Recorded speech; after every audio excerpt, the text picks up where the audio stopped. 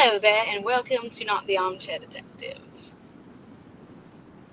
This is Truth and Transparency, but this one is in honor of the Armchair Detective and all his lovelies that subscribe, pay membership.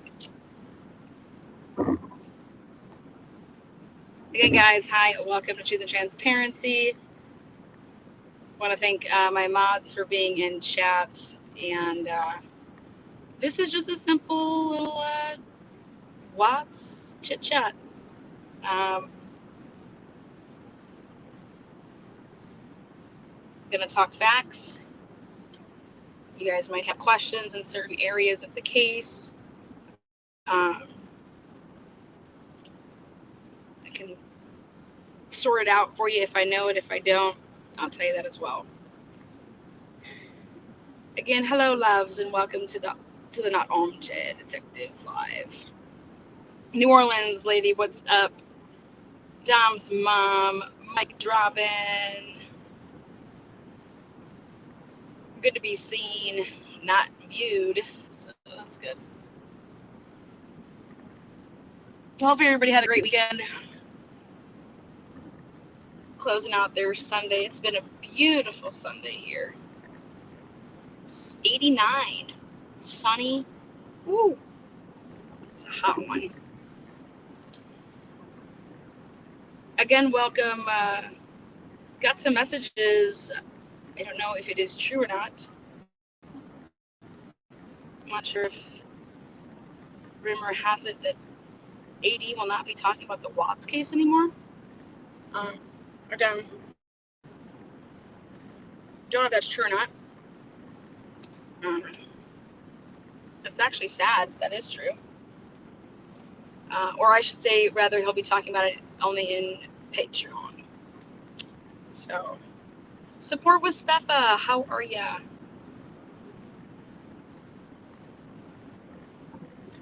Again, this time of a 6 p.m. Eastern Standard. A tad late for the UK, but not that late. Hopefully you just got your earbuds in and winding down. Support stuff I will only on Patreon. Well, I decided on my nice little drive, rather than putting on music and jamming out, I was gonna chit chat about the Watts case.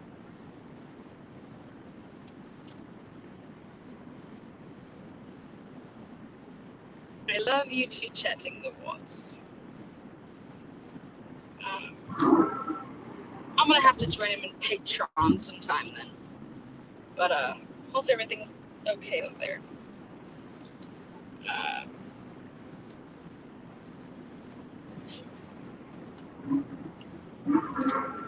I do know that people can get out of hand when talking about any case.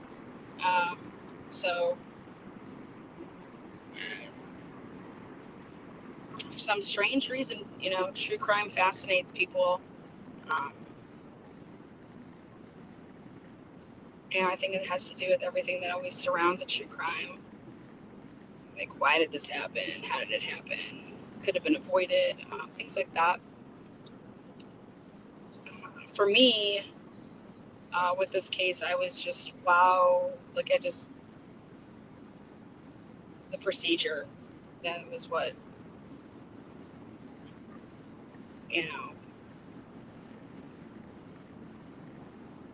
the procedure of it, because we didn't have the discovery yet. And then once the discovery was, it was so quickly turned over, like so fast.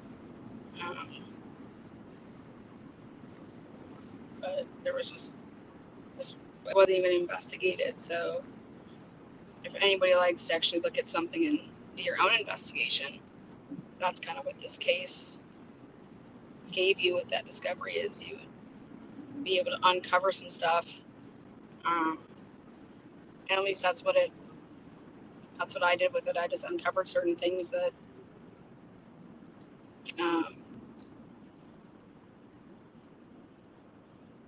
fit because of logic and also just like I said, when something like this happens and the quickness and just the vague answers and the district attorney did not know what he was talking about when he gave that press conference. So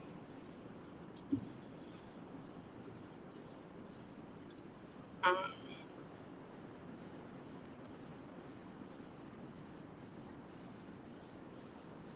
so is everybody not talking about the Watts anymore? Is that what's happening? Like I said, I don't know. I do know that Dave was in my live yesterday when I broke down some stuff. It actually, I mean, in a sense, it had something to do with the Watts case because it had to do with the creators. It had to do with behind the scenes. So my live yesterday was, you know,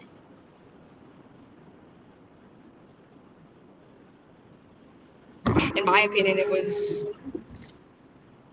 the people that would be on YouTube would be more interested in that just because that's what they, you know, they're part of the YouTube community. But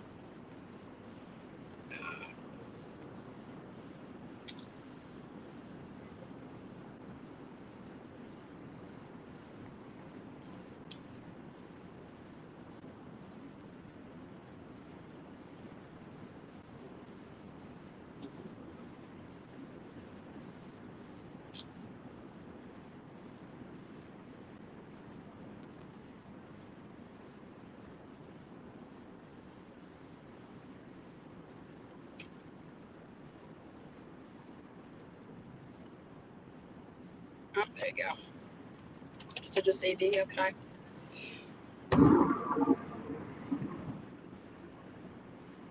Well, the first thing that I kind of want to talk about with the chit chat for this evening, and then, like I said, you guys can throw your 2 cents in or ask your questions or, you know, what have you, is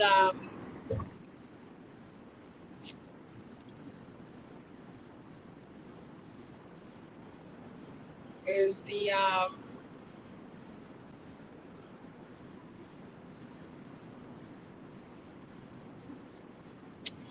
is what would be considered a normal day on that Monday. Like, what would have happened to make it seem like it was normal? Obviously, you know, Shanann gets back to people if they call her or they, you know, Facebook message her or text her or whatever, like she's getting back to them. But would it also be normal though that you'd actually have to reach out to somebody uh, for them to get back to you? So I think the number one thing that I wanted to talk about to kick off this lovely chit chat would be the comparison of, you know, this Monday compared to what other Mondays before they went to North Carolina should have looked like. Um, and who were actually the people that were all part of quote unquote not acting normal.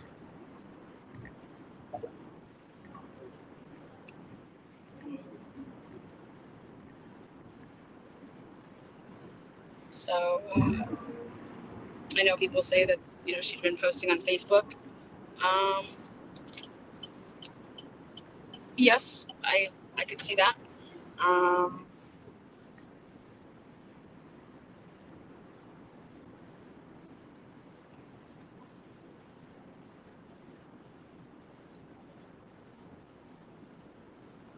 so I guess, yep, the posting on Facebook, but also you just got home at 2 o'clock in the morning.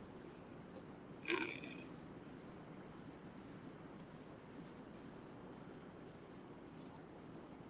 what about when Shanann asks for the bags to be laid out?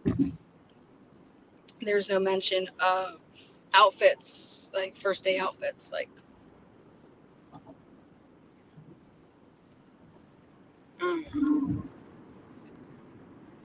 So what does actually a bag consist of? Would that be normal that they'd bring a bag? Um,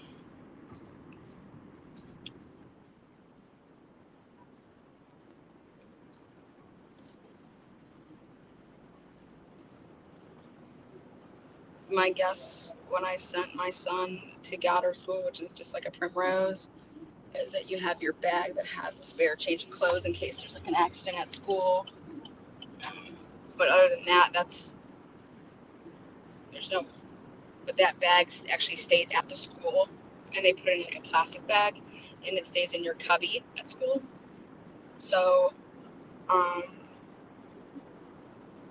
my son never went to school with actually a bag ever. Um, because his clothes, that spare change of clothes was there. Um,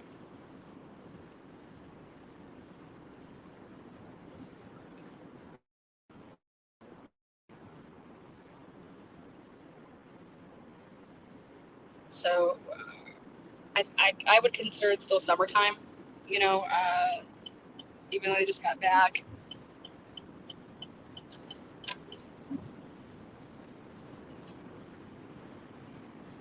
You guys remember Nicole Atkinson's statement? She said that the kids would still be on, Eastern Standard Time Zone, and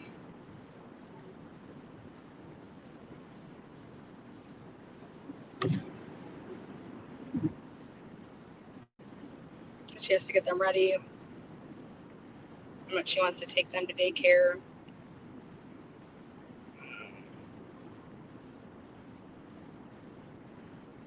Because it'd be harder having them around.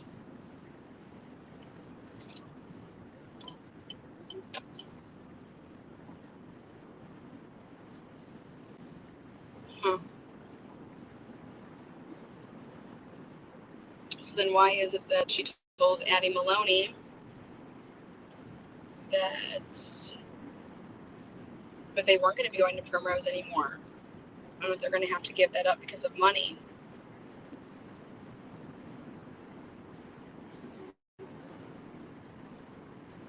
So there's two, different statements right there. Um,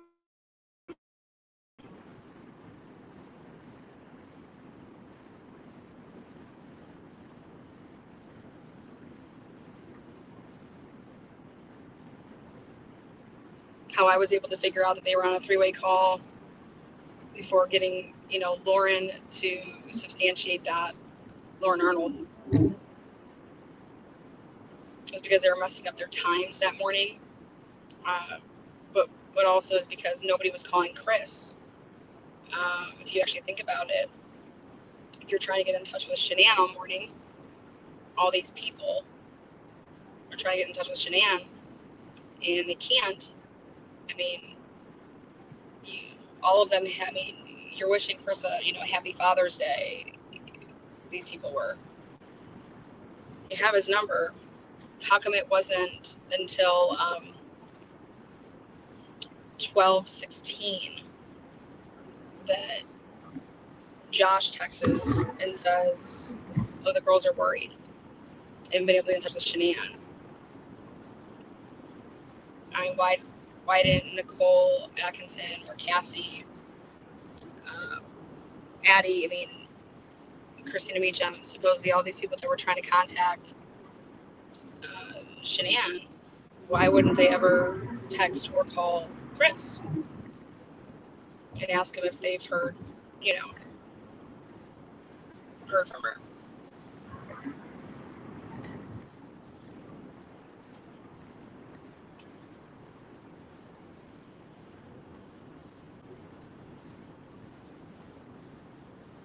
So when you think about that, for like Cassie doesn't reach out to Chris, neither does NA. Uh, Nobody does. The only person that does is Josh. That's a friend, and it's at 12:16. and it's in a text message. And then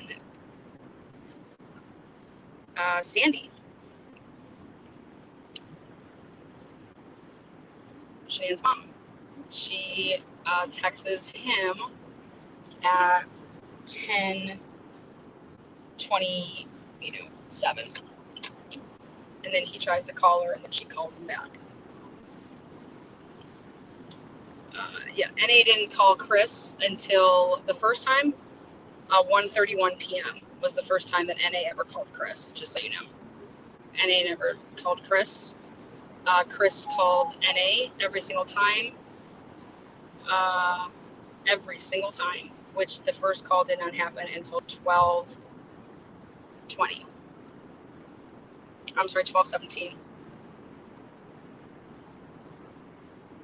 Again, he called her every single time.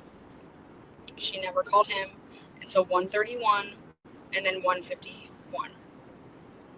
Those 2 times. NA did not call Chris.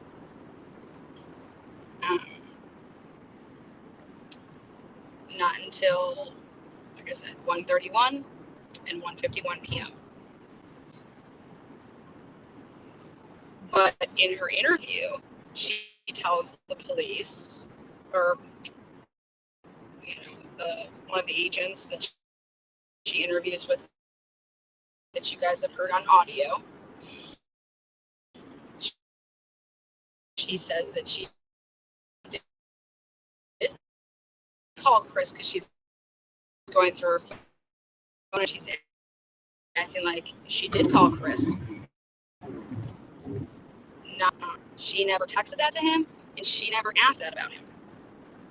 He calls her when she is seen on the outdoor camera. Okay, so I said to myself, Cassie doesn't call, NA doesn't call, because I have his phone records. You're looking at him and like, so none of these friends called the husband to say, hey, yo, bro, I've been calling Shanann, I'm supposed to meet with her, or I'm doing this, or I'm doing that. I can't get a hold of her. Lauren Arnold, I'm just saying everybody. Shanann's dad didn't call Chris. Shanann's brother didn't call Chris. Nobody called Chris.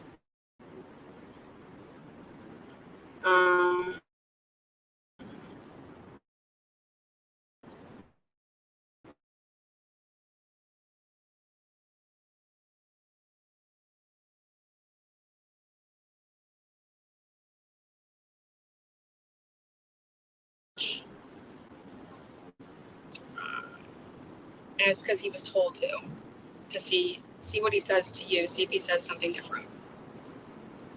So that's when I realized that, well, they were on 3-way, so that's why they never called him. But again, was it normal for Cassie, NA, and her mom to be on 3-way during the day, in the morning, like they were?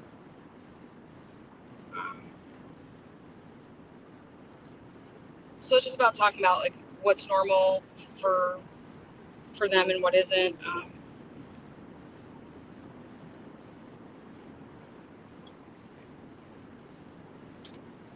How long would it take you, okay, if you couldn't get a hold of your friend or your sister or your brother or your mother or your father, how long would it take you to be like, okay, I called now, I haven't heard from him, it's been an hour, like something's up? Or is it like, I text my mom, I haven't heard back from her, it's been a couple hours, like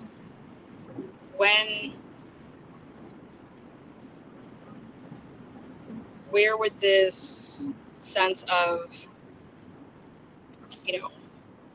oh my God, something's wrong, if you're trying to say that NA was not at that house and did not go in that house, and her first time getting there is her testimony or her witness statement of 12:20.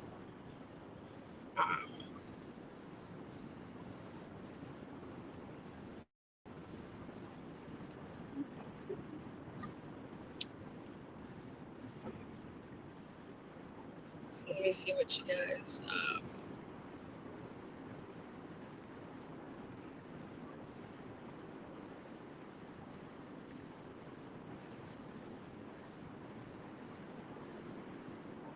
I think you need to make a book out of your binders. They would sell like hotcakes. That's funny.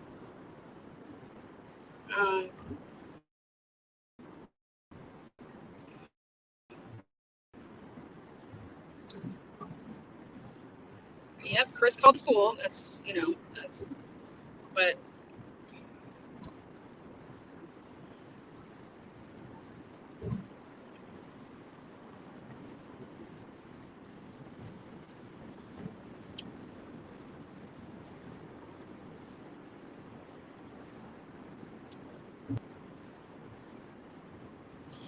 Mike Travin says 5 days. Well, so then this is the other part that I sat and pondered. Okay, so let's say that, well, now that we know what we know, so, I mean, mm,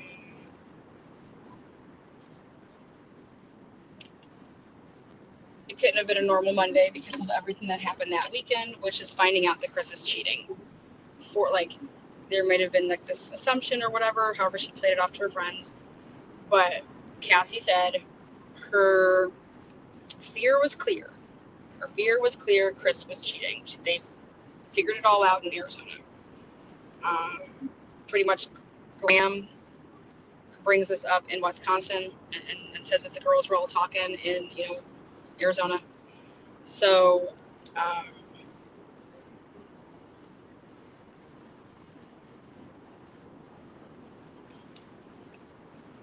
so that being said, it wouldn't be a normal Monday. But Chris has no idea that she knows, right? So Chris has no idea that she knows, supposedly. But all the friends do.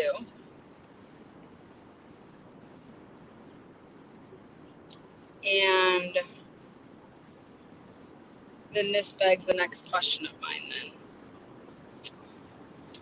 So if NA is trying to get in touch with Shanann in the morning, okay, like she claims, she reached out a bunch and messaged a bunch, like she claims, from her home, she's just there. She decides to go out to Longmont at 10:44. But yet she's been trying to get a hold of Shanann since 7 o'clock in the morning. So 10:44, 10:41. She doesn't drive by Shanann's house then, which would have been 3 hours and 41 minutes. Okay. No, I'm going to go out to Longmont to go check on a home for Cassie. That's the reason she said she went out there. Check on a home for Cassie, but like Cassie and her husband are moving in with Shanann. So she says that she went out there and it, was out there, took her 30 minutes to get there, was out there for 30 minutes, and then took her 30 minutes to get to Shanann's.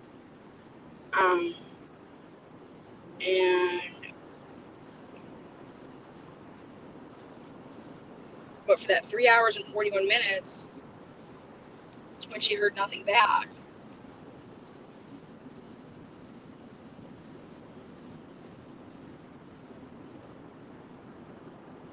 because again, this is her story.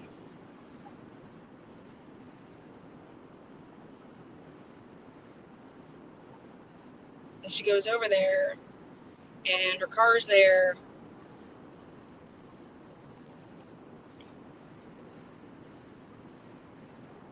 So then why in her story, when she's talking to the police, does she never say that she talked to um, Shanann's mom. Why does she never go listen to her interview? She doesn't talk about how she was talking to Shanann's mom in the morning. None of that gets mentioned. So if her car is there, she goes to the doctor's office and does that drive by. Why didn't Nicole go to to Primrose and do that drive by and see if the kids were there?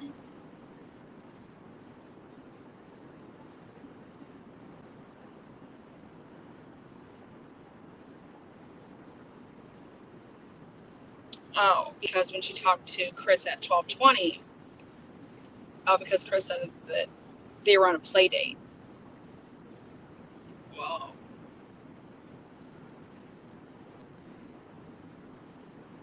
but you're gonna believe him about that, but you're not gonna. I mean, that doesn't. Why wouldn't you drive over to Primrose and see if the kids were there? If you're just totally in the dark about everything, it just doesn't make sense. Like why you're picking and choosing what you're doing and why you never called Chris if you can't get a hold of your friend. You never mentioned that you're talking to the mom. Oh, there you.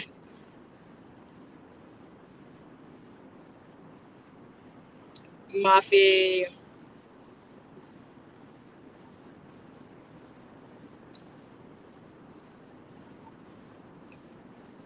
So, I'm just saying when you first this is just how you'd want to process something when when you hear about this case when it came out in 2018 and you listen to Nicole Atkinson's story. So like let's just sit. That's when I was like, what? This doesn't make any sense. This makes absolutely zero sense as to why you would go out to Longmont.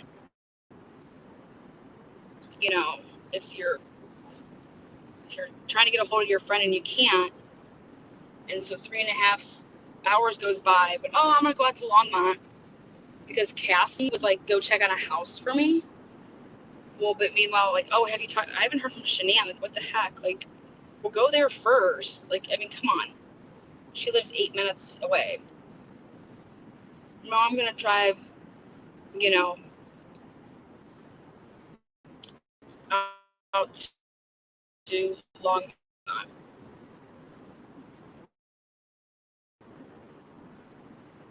The point is that of why this exercise, why I'm telling you to think this way, is because if you wouldn't be thinking anything of it, right? If you wouldn't be thinking anything of it, Shannon just didn't get back to you, whatever. Okay, now it's been a little longer. Like, I'm going over there.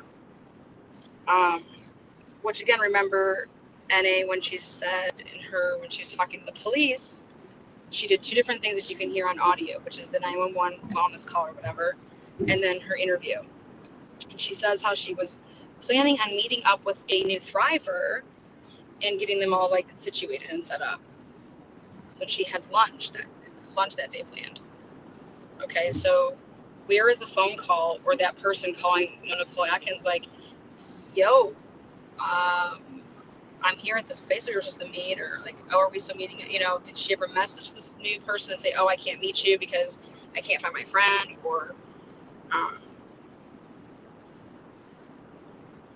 pay attention to little details because this new person wouldn't know what's going on with Shanann, so they'd be messaging NA and saying, hey, I'm at, let's say, Sparky Joe's waiting to meet for lunch to get me all signed up so I can be in your downline. So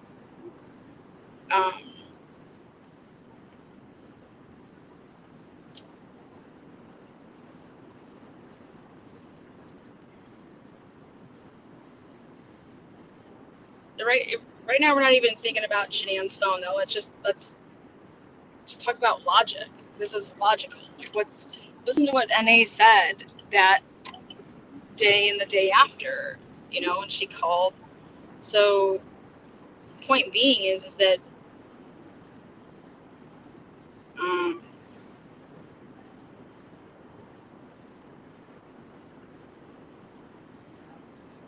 she never talks about how she was on the phone all morning with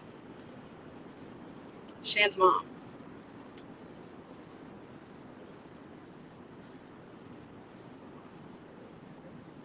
Because if you weren't on the phone all morning with her, I mean, once again, you never called Chris, remember? N.A. never called Chris. So if Chris doesn't call her, he called her every single time. Every single time, except the 131 and the 151. Because that was surrounding the police.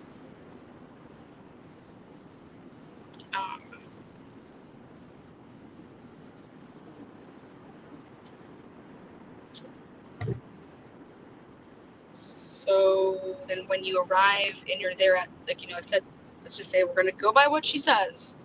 Get there at 12:20. You got your kids with you. Okay. And you're there from 12:20 because then you're leaving at 12:47. So 27 minutes. Okay. You don't go down to the pool. You don't walk, you know, then they go for a walk. You see that the house is locked up, whatever.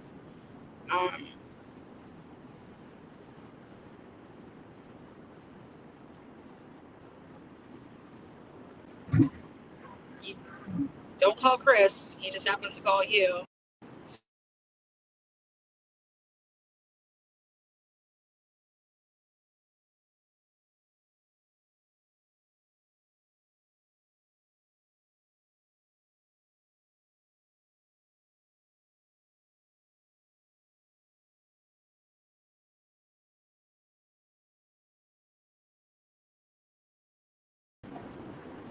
Sorry about that. That clicked off.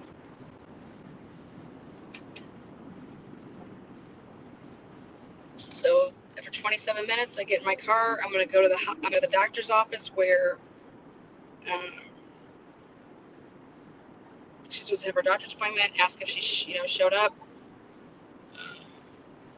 but no, don't go to Primrose and see if the kids were dropped off. Why wouldn't you? Oh, because I already called there. You know what I mean? Like, why wouldn't you go to see if the kids are dropped off? Why would you believe Chris saying about a play date? I mean, and then boom, after allegedly she arrives at the house, that's when Josh texts, then Cassie's texting, you know, again, NA's not doing anything. Cassie's texting, Josh is texting.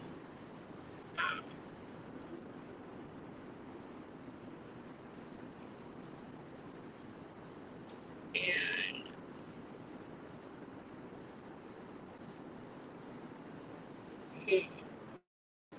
and Cassie's saying that she believes that Shanann's passed out in the house.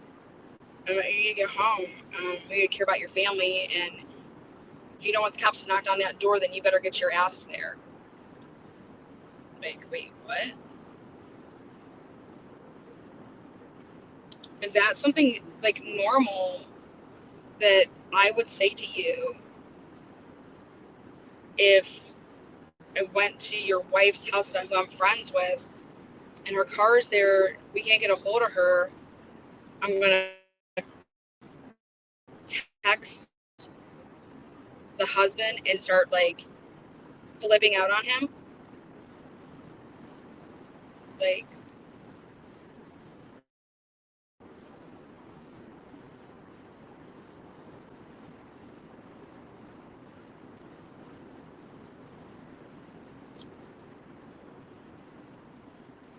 plan this back. Yeah, I'm doing this. So, just think about that. I'm just trying to think, hey, I have not talked to my mom. If I said that to my, I have not talked to my mom in 3 or 4 hours. The car is there. You need to get your ass over there before I have the police over there to kick down the door. I don't give a shit what's going on in your life. Like, what? Right? Like, I was with her all weekend and she was dehydrated and, low and wasn't eating properly. And I don't give a shit about your marriage. And they're like, just like, what?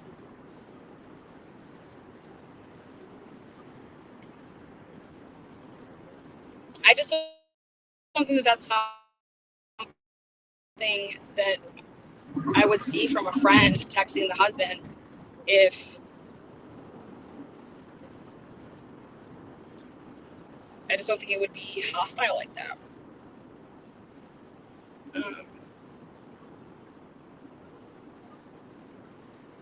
And then once again, look at all of Cassie's text messages. Nothing about the girls. Nothing about the girls. And it's just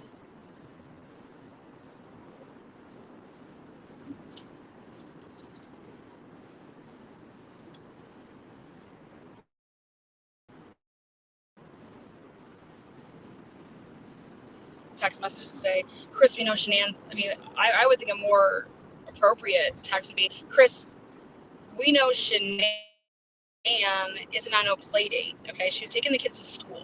She wasn't going on a play date. Like, we were with her yesterday. The kids were going to school. Like, that's the type of stuff that I would expect once somebody was to be saying to me stuff like, she didn't go on a play date. I know what she was doing. It was with her. But could they really say that? Because was she really sending them to school? And is that actually why nobody was talking about that? And the reason that Sandy called was just because it was like, well, maybe Chris dropped the kids there.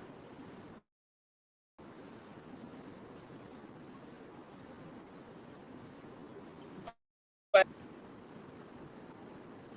just not normal. What is up, Jamie? Um,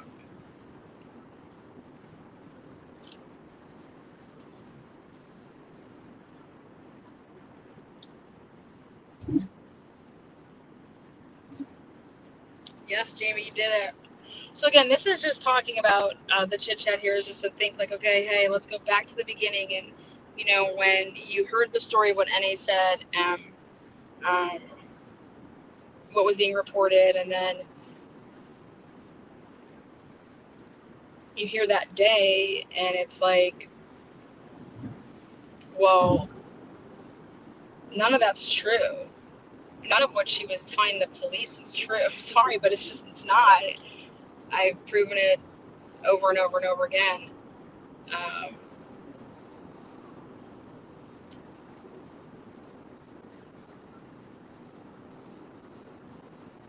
um,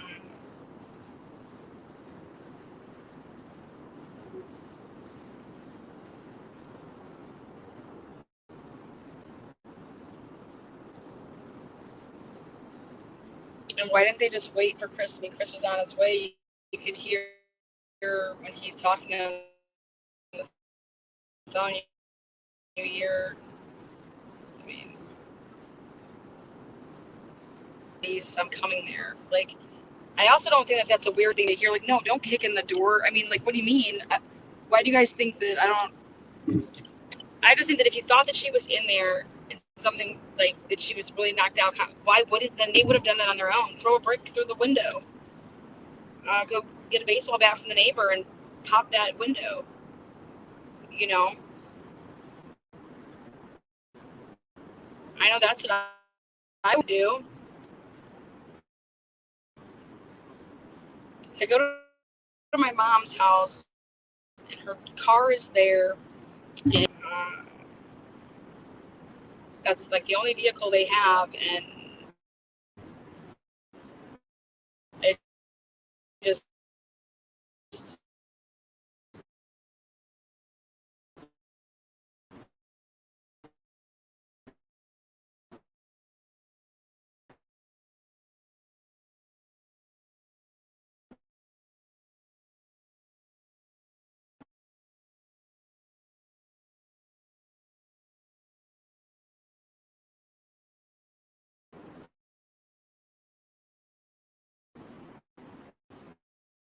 very bad spot.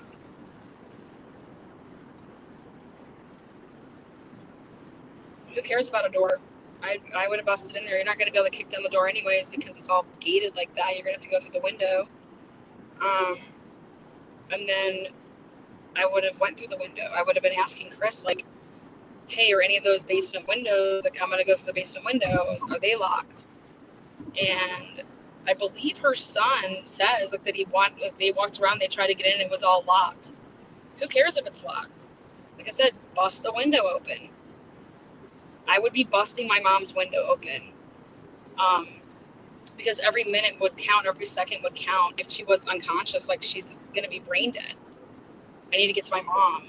I need to see if she's, like, who cares about a fucking window? You're going to bust that bitch. I know that that's what I would do.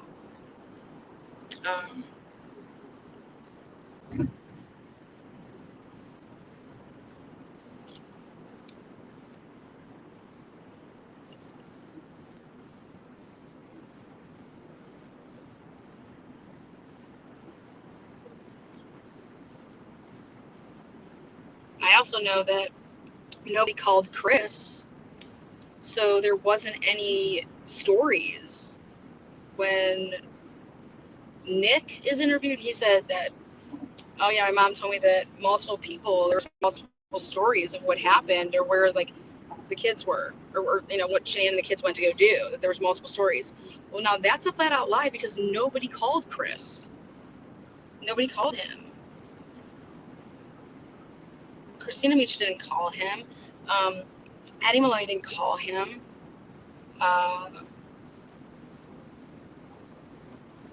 Nobody called him until, you know, Annie, like I said, she didn't call him to ask any of that crap. Cassie and her mom.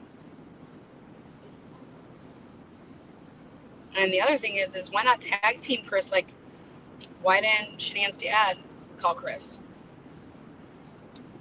Also, why didn't Shanann's dad says, I didn't, you know, normally her mom will ask me if Shanann's in one of her moods, and then I'll be the one to call Shanann. It didn't happen. Frankie Jr. didn't call Shanann that day. You know, her dad didn't call.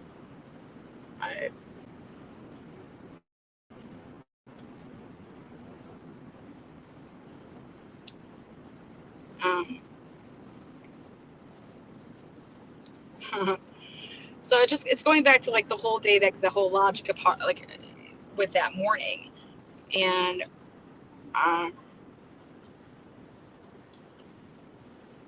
why wouldn't it be? Why couldn't NA just say this? Yeah, I've been on the phone all morning with her mom. She had just gotten back from Arizona. We just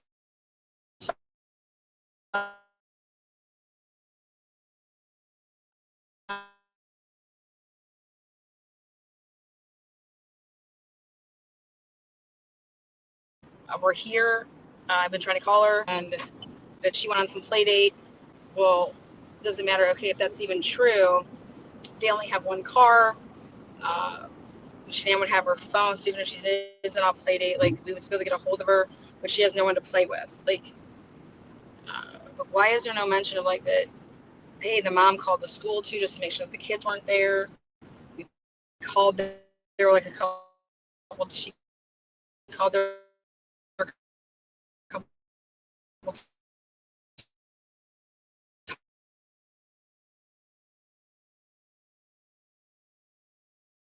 And when you think about it, at first you're like, nothing's wrong.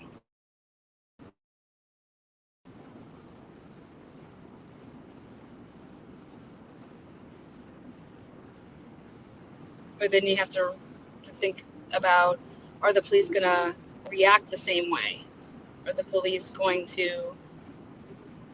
But if you don't know anything about anything in that house, and you're just calling because you truly are in the blind with everything, why wouldn't you be telling the police the true situation?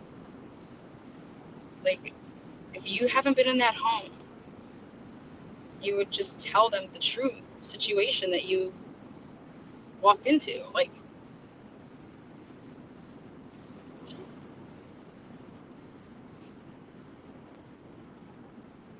no, she never came to Colorado.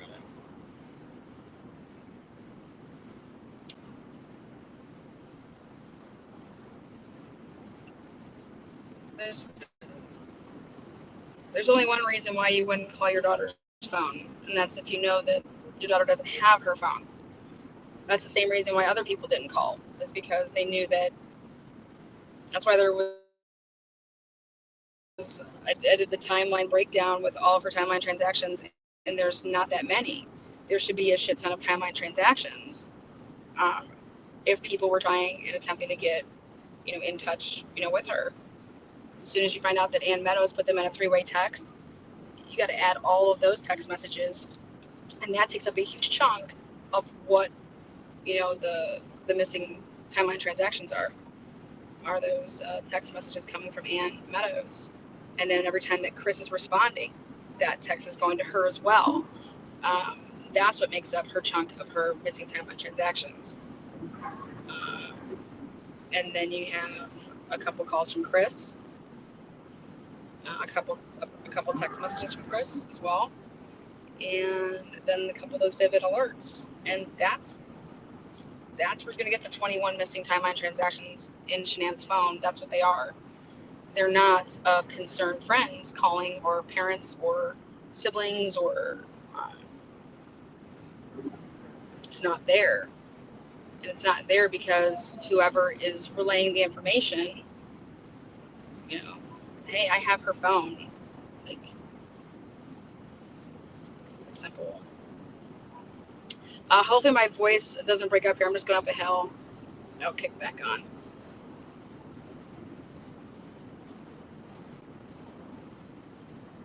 Give it a second here. I'm just on my lovely drive looking at the beautiful Northeast Ohio roadways at an altitude of just kidding. Okay, we should be better here.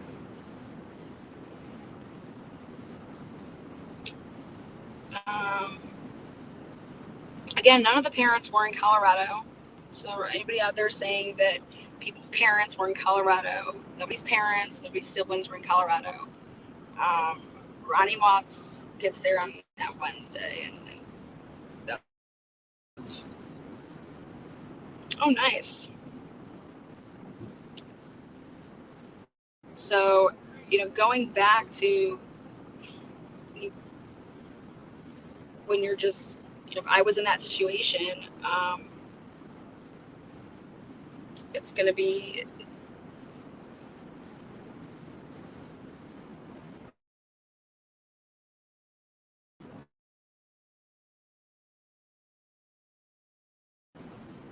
for everything that counting, not peeking in windows on hoods of cars. Okay, you're telling him to go get the neighbor, get a bat, get the neighbor, and you guys are going to bust in a window and you're going in. Like, that's what's happening. Period. And there's no driving to go, to the doctor's office. I mean, again, because there's only one reason they even knew about that, and that's because they had the phone. But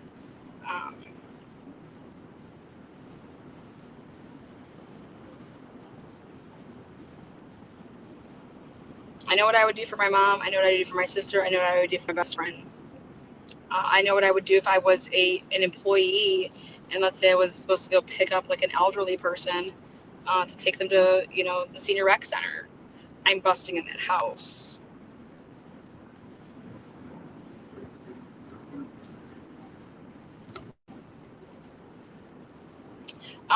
They took Lauren Arnold's 2 cell phones and did a dump. So I believe that they did have, NA's phone, and that they did do that. There's, in the discovery, there's 4 or 5 FBI reports missing. And there's a couple of the police supplemental reports missing. And I think that those reports are missing for a reason. But I can assure you that Nick's NA and Nick's stuff did not get put in until after Chris Watts verbally said he was doing a deal. And it was after a discovery dump. Like, they could have put those reports in, which would then have gone over to the defense a lot soon. Like, they would have actually had those reports. They never had those reports. They held on to putting them into reports until October 7th. They should have been in reports, August 29th or 30th. But they didn't type those up because, ding, ding, ding, they would have to go to the defense. And you can go and look and see the different dates that there was, the prosecution was turning over discovery. And I called the doctor's office and also went there. There is there's no evidence of NA ever calling the doctor's office, nor did she ever say that she called the doctor's office. She said, I'm sorry. Yeah, because she actually went there. She went to the place and asked them the questions. She never said that she called the doctor's office. Hello, how much mods get paid per, wait, what? They pay me to mod, baby. Gotta give it times. They pay me to mod my channel.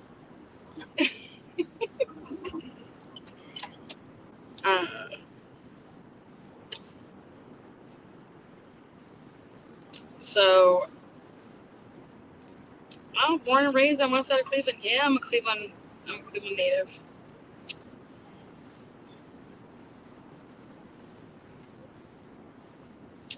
So I must have missed the reason you believe Shannon Watson's family knew she didn't have her phone. Because they didn't call her. Because they didn't call her before they called Primrose. Her phone, queues up. It's in the discovery. And her phone shows from, 8, obviously that night, but then all the way until 10:06 a.m. And her mom calls Primrose at 9, between 8:30 and 9 o'clock after Chris had called. And so that phone call that went out to Primrose from her mom, she never called her daughter before that. The phone records and the timeline transactions prove that they put in the discovery. But I was able to break that down and show that.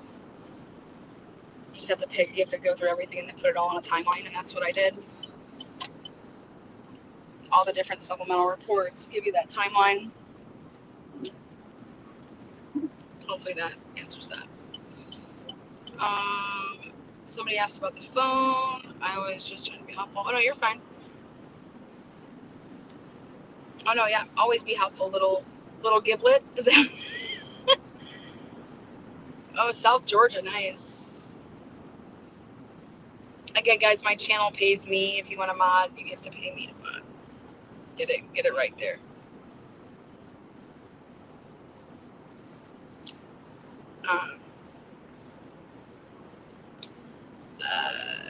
Armchair Detective pays my mods, guys. He pays my mods in free Patreon memberships.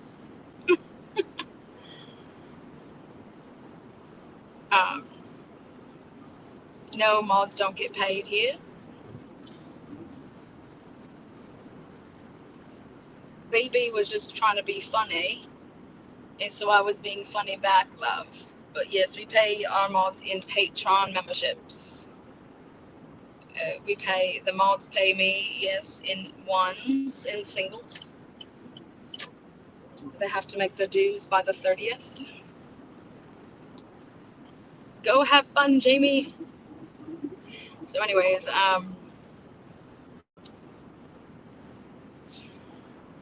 yeah, so nobody called Shanann, and I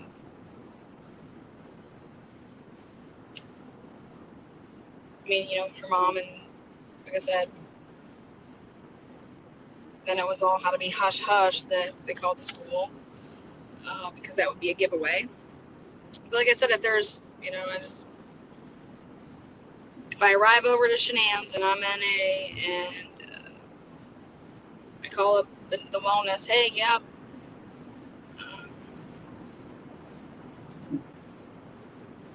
I also thought that NA was very descriptive. Like that was a 9-minute, that was a 9-minute call.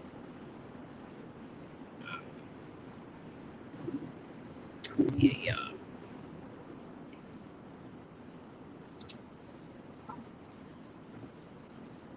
Yes. Here we go. CC, Lana makes perfect sense. Go back to NA's son Nick's interview. He said he found the phone, then immediately says he went downstairs to open the fridge in the basement where, yes. I'd actually have to, I don't recall him. I know that he said that when he found the phones, and it was actually under the couch cushion, okay? But if you actually listen to what Chris says in his interview with Coder Graham, he's under the impression, just so you guys know this is important. He's under the impression that the phone was just laying on the couch. He didn't say that it was under the cushions or anything like that when he did his interview with Graham. But it was underneath the couch cushion is where it was. And so who would look under couch cushions for people? You never would look under couch cushions for people. If you're going into a home, you're looking for the people that you're supposedly going in there for. You're going to be yelling their name. Cece, Bella, Jan,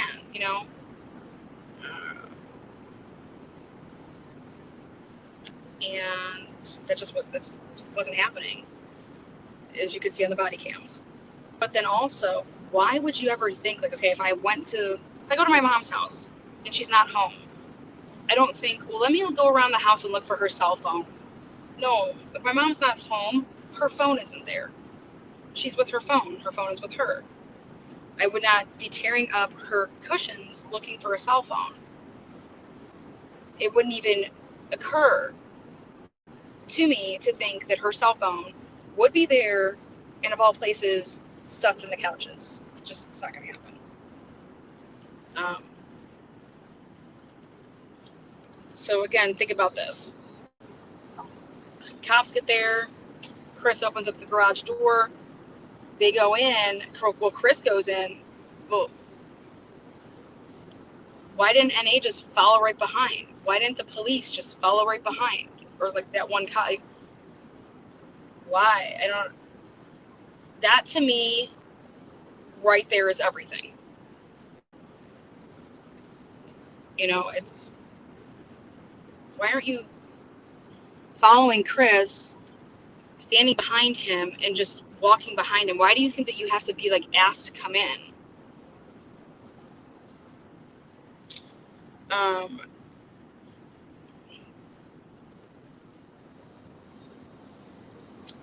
I'd have to actually go back and check as far as checking. He said he checked. I believe he said he checked the freezer. But as far as like the order of that, I just know that phone was found. You had a bunch of couches in that house. We broke it down with one of the episodes I did. There was 32 pillows in the house by guesstimation by the number of couches. Like when I say pillows or cushions. And so you're going to tell me that this kid was able to, with the number of couches that there are there, if he's looking for people when he first runs around, if he's looking for people, okay, run around the first time, look for people. Okay, then, like Coder Graham says, well, did you ask Nick to go look for a phone? He's like, no. So he just found a phone? Like, Coder Graham already knows. Like, he's like, what? You don't think that this is weird, Chris? Like, he's basically like, where's he find this phone? You didn't, so he's just like looking for a phone. Nobody would be looking for a phone. There's nobody there. Shan's not there. Why would you think, let's start looking for a phone? You just wouldn't. I get that the police have to be, but a police officer would also just ask when he shook hands with Chris, he's going to wait. The police officer can wait, but why Nicole Atkinson isn't following Chris inside that house through the garage? And in fact, she's standing behind the Lexus with her hand on her head, talking on the phone. So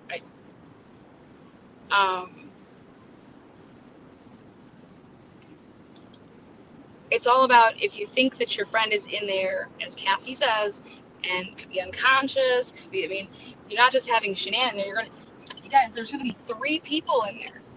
3 people in there. What if we need to perform CPR or mouth to mouth? Come on, guys, go find. I don't know. I would be thinking that people were in need of help. They couldn't, come to the door for a reason. I don't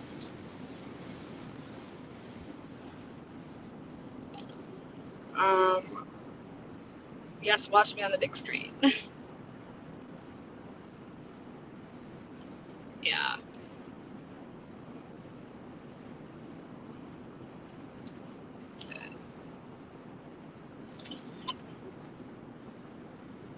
Again, you really have to think about this, guys. You would never start looking for a phone. You would never find a phone it was like under 2.5 minutes. Under 2.5 minutes, that phone was found.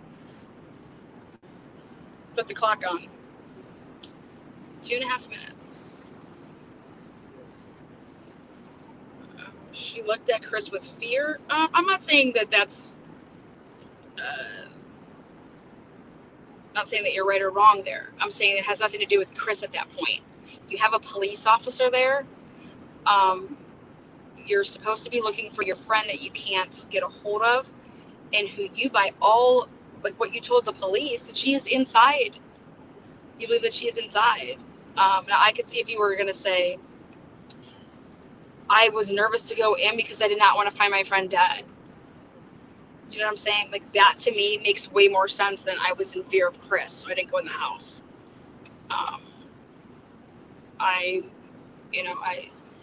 And the other thing is I wouldn't want my son going in and seeing possibly a murder scene, nor my daughter. So I'd be like, wait, no, go in the car. Get in the car. Get in the car. You don't know. I don't know. You could look at it a bunch of different ways, but I definitely wouldn't be thinking that I'm in fear of Chris, so I'm not going in the house. But hey,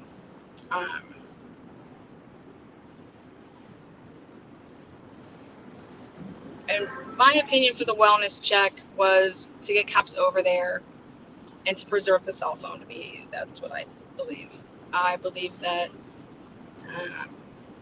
that's why they hid it, because just in case, that's why they changed the passcode. Just in case, it didn't work out that, Chris let anybody in the house. They were prepared to, we'll hide it so that,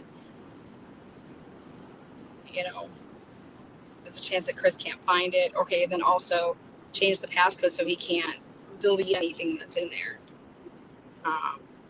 And more importantly than deleting, but just destroying the phone, taking the phone and, chucking it off the side of the road.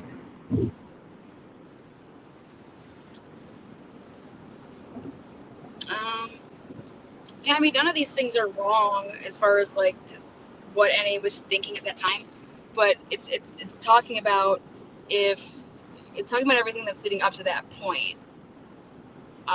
It's what type of call, what was said on the call. You don't ever call Chris to ask him. You don't ever mention that you talked to the mom. You don't ever call Chris to ask him anything or say anything. Cassie, that nobody does. Nobody does until after, 1 o'clock. It was 12. 55, 1 o'clock, 101, something like that. That Cassie starts it, but Josh was the first person that was a friend at 12:16. Sandy texted Chris at 10:27. He called her at. She texted. He called at 10:28. She didn't answer and then called him right back at 10:29. Because she was, like I said, on that three-way, so that they just called them three-way. And they all muted and they listened in on the conversation.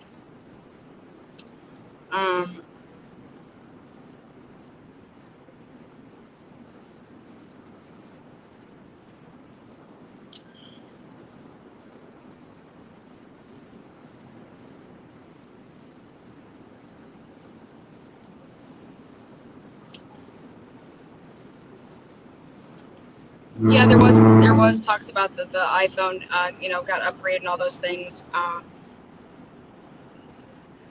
I think it's about, for me, it's about Cassie knowing the password, and I act like she doesn't know the password, and Cassie knowing it.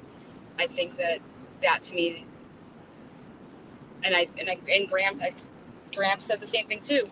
He said in the interview, he's like, is it normal that her friends would have her password? And he's like, well, no. Like, think about it. Do you know your friend's phone password? Do you not?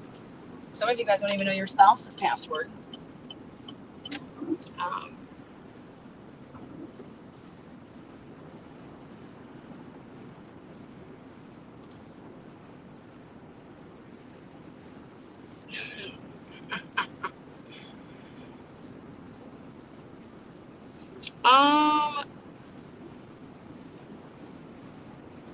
What's interesting, I will say about Nate is this is what's interesting.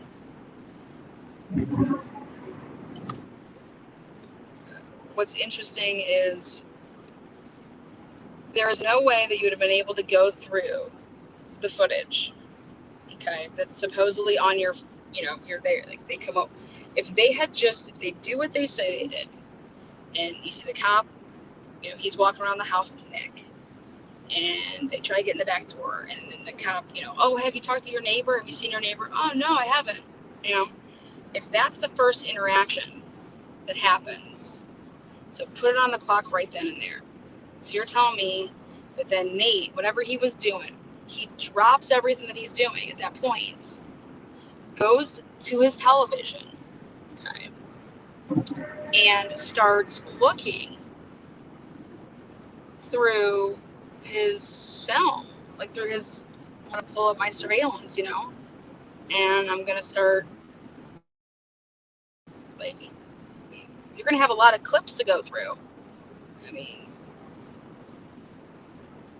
right? Think about this. So, but that in the amount of time that this would, like, if this has to be him just dropping everything he could possibly be doing at that moment, okay, but remember, you see him on the one body cam because he then comes back around when they're trying to go into the house, when Chris opens up the garage, you see little Natester over there. So that's not that much time goes by for him to just have everything queued up and be like, versus just saying, here, let's go through the stuff. I mean, he put it right to where he needed it to be to show Chris and the backing up of the truck and that, but nothing else. You would be hunting for stuff. You'd be hunting to find anything about her possibly leaving with the kids. Like, you'd be going through all your stuff right there with the police because you wouldn't know what you're looking for. So you would just be like hunting for stuff. Well, let's see if somebody came at this time. Let's see. I mean, watch that body cam footage. That is not normal for somebody that doesn't know anything. For somebody that doesn't know anything, you're going to be doing this. You're going to be going like this. You're going to press play, or you're just going to continue. You're going to be like, well, what time does she normally leave? Or like, well, here, this clip is at this time, and then this, well, why didn't it make it go off? Or you're going to be asking yourself a bunch of questions, like, oh, what's that? Did you see something there? Like, you're not going to just be like, oh, hey, come on over to my house, and I want you to see this. What? Okay, well, so he leaves. Well, did you go through the rest of the film? Did she leave? Did anybody come there? I mean, none of that's normal. Because that's not normal. It's 100% not normal, nor is it possibly in that time period that could have happened. Again, that's just saying that Nate drops trowel right then and there. It's like, oh my God, let me go get my camera. Let me go get my TV. Let me get my, phone. Like, let's just, like, no. It's, if, just put yourself in that position. If my neighbor, I'm standing outside, oh, no, what's going on? Well, here, I have a camera. You'd be asking questions like, well, when, is there a certain time frame that you want me to look at? Like, you'd be asking questions. You wouldn't be leading. It just, and then saying, oh, he's acting weird. Like, that's what you're thinking about right now? That Chris is acting weird, but yet you have had zero conversations with Chris. But Chris is acting weird. And the police officer says it best, well, his family's missing. Of course he's acting fucking weird, But I'd be more interested to be like, okay, well, what else is on this thing? Because Chris leaves, and by all accounts, you can't see anything. He just leaves for work. And if I was Chris, though, I'd be saying, well, what else is on there? Let me go further. Like, so all parties with all of that, it's not just, Nate and, Nicole and Nick and the police officer. I'm surprised the police officer didn't say, well, let me see, But if I was Chris, I'd be like, well, what time did you say you got over, Nicole? Like, go forward, go between that time and when I left. Let's see what's, like, did somebody come there? Like, I'd be wanting to see that film, and that's just not there. Like, I'd be hounding that film. And again, that's just not there from Chris. That's not there from them. That's not there from anybody.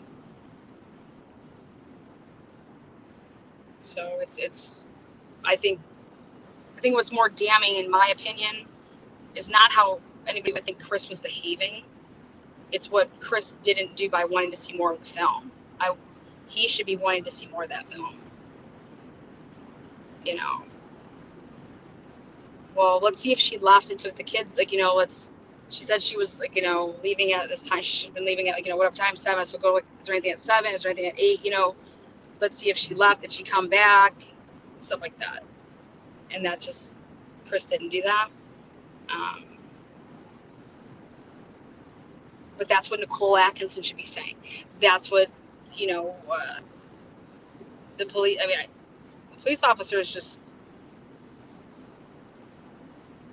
you have such a valuable tool right there, and you'd want to use it.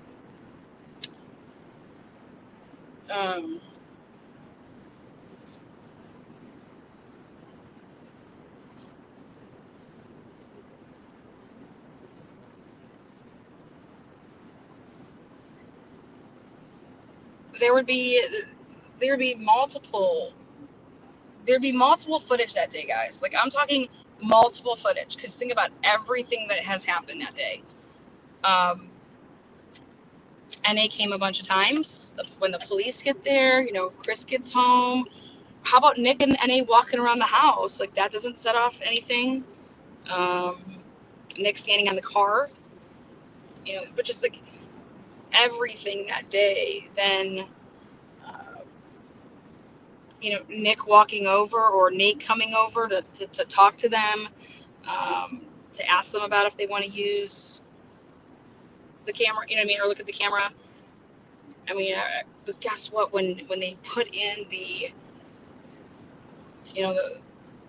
warrant and do all of that, it comes back as saying that nothing was recorded that day. Nothing was recorded.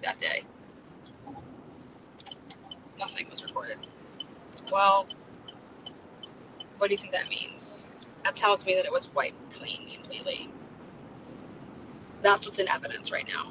How do you go to trial with, I mean,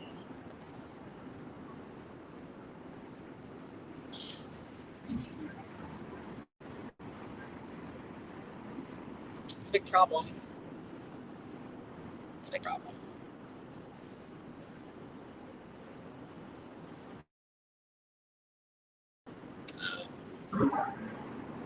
When something comes back and says that nothing was recorded that day, what it tells me is that it was completely deleted, and I'll tell you why. Because at the very least, what Nate should have done and what he was told to do, and if he wasn't, I mean, you're just going to have to look at the body cam of Nate's interview, because they would have it, was when that officer went there to interview Nate the next morning at 9 o'clock, Officer Dow. He went there with a thumb drive or whatever, trying to pick up only certain times. And I'm thinking, why are you going there only wanting certain times? You have no clue at what time anybody could have came or left or went, or no, you don't know anything. So you would want the whole damn day. So Officer Bumhauer telling, that officer, and it's in the report, he only wanted a couple of these timestamps. And I'm just like, who's in charge of this investigation? Because this is the worst shit I've ever seen. You want the whole thing downloaded. Let me tell you what they did in the Sheldon Jeter Jr. case. They just took that next morning, they just took the damn hardware. Like, sorry, Nate, like, bye-bye. Like, we're taking your hardware. Like, you have a pregnant mother and 2 missing babies. At that point, when they went there in that morning, like, they'd been missing almost 24 hours.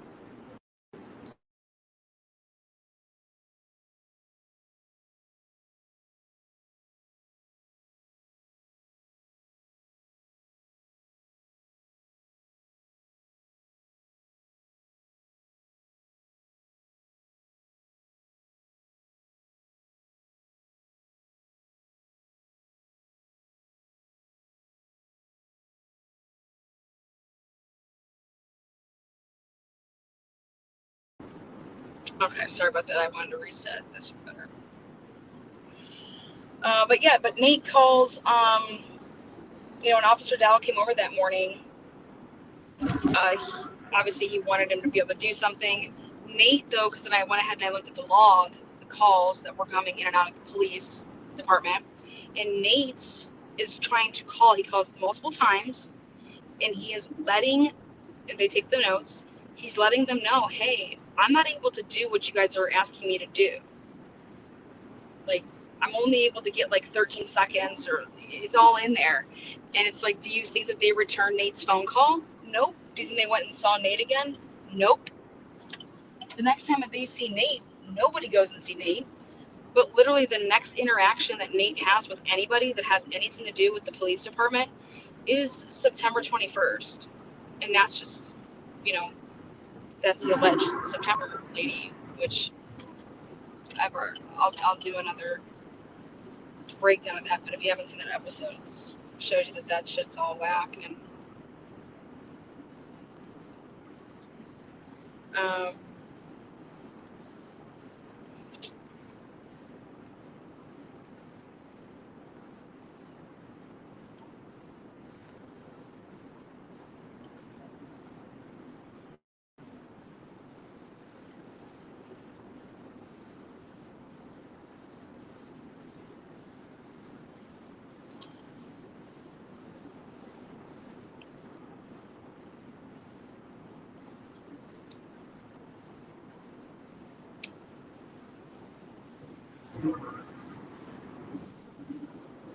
that the most important piece of evidence, though, at that point is without a doubt Nate's camera.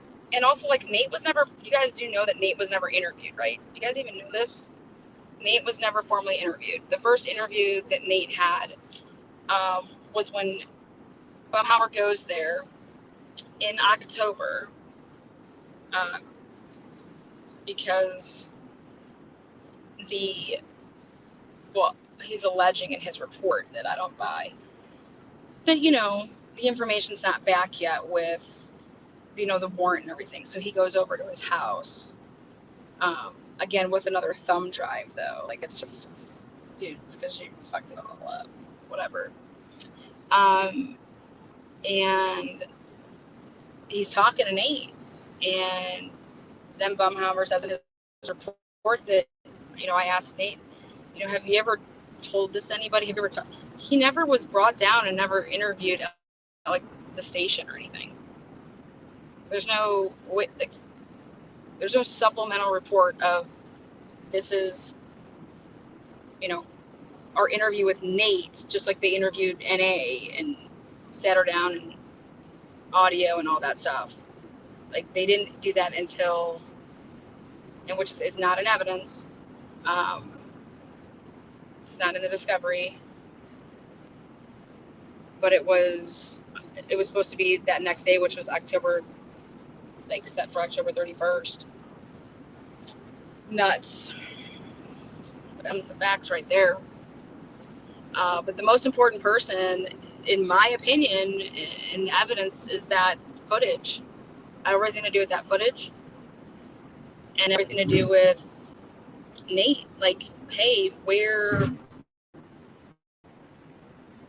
why were you home? Do you work from home? Hey, NA's testimony is this, and this. So her son getting up on that car, wouldn't that have caught on your camera? Did you see that? There would just be a lot of questions that you would be asking him. But when that interview took place, it was slated for, he told him, hey, come down to the station. It's one of the last supplementals that Bumhauer does when he has to go over there. Tells him to come down to the station, when he wants to interview him, because nobody had interviewed him. And I'm just like,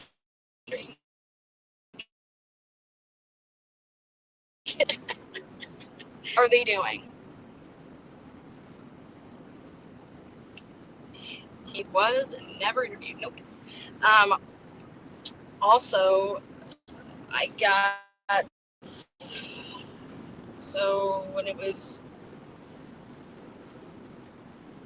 as far as everything goes with Home Depot,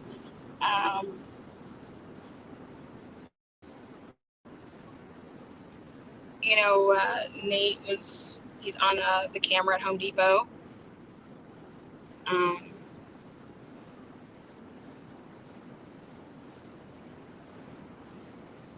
And he's seen walking into Home Depot. And I think that it's interesting that Home Depot, they were they went to Home Depot and asked, that's when these officers went and brought thumb drives and, hey, can you get, we want your this, that, and the other. And they have to get approval from like supervisors, and they have to talk to corporate, all that crap. Or you can just fill out the right paperwork and just go straight for, warrants and shit, but whatever. But there's normally going to be a reason that, like, why did they want to go to Home Depot? Like, where did that come up that, hey, we need to go to Home Depot and get this, surveillance from Home Depot? So I was listening to the Codergram interview again with Chris, because NA doesn't talk about Home Depot. None of these, I went through, I did a ridiculously long, launch of this case, an investigation of this case, and who's mentioning Home Depot? The only places where you can find Home Depot being talked about is like these police officers in the reports, and them saying that they went to Home Depot to get, or to drop off these thumb drives. But why? Why was Home Depot on the list? Anybody know?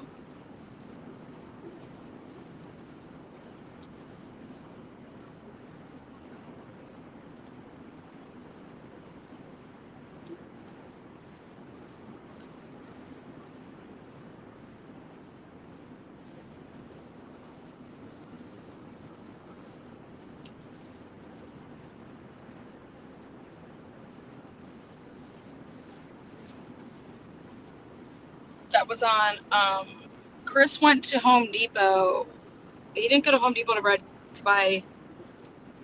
He went to the dealership the week before, on that one, like for pay for like, on that, that was like that Tuesday or Wednesday, for gift cards. God, I love you. But I just thought to myself, I was like, okay, where is this that we're gonna go get, Home Depot? Like, why did we go to Home Depot? And then how come out of all this footage, Chris can't be seen on any of the camera footage of Home Depot? But I'll go ahead and I'll post it for you guys. But there is footage of seeing Nate. Nate's on the Home Depot. Nate is on the Home Depot. What do you call it? Surveillance. And I'm thinking to myself, well, how did anybody know that Nate went to Home Depot? Because Nate was never interviewed, right? And in Chris's interview, he never tells Coder, like, or any of the police officers. I mean, you guys see it on the body cams. Where does he ever mention Home Depot? When does that get mentioned?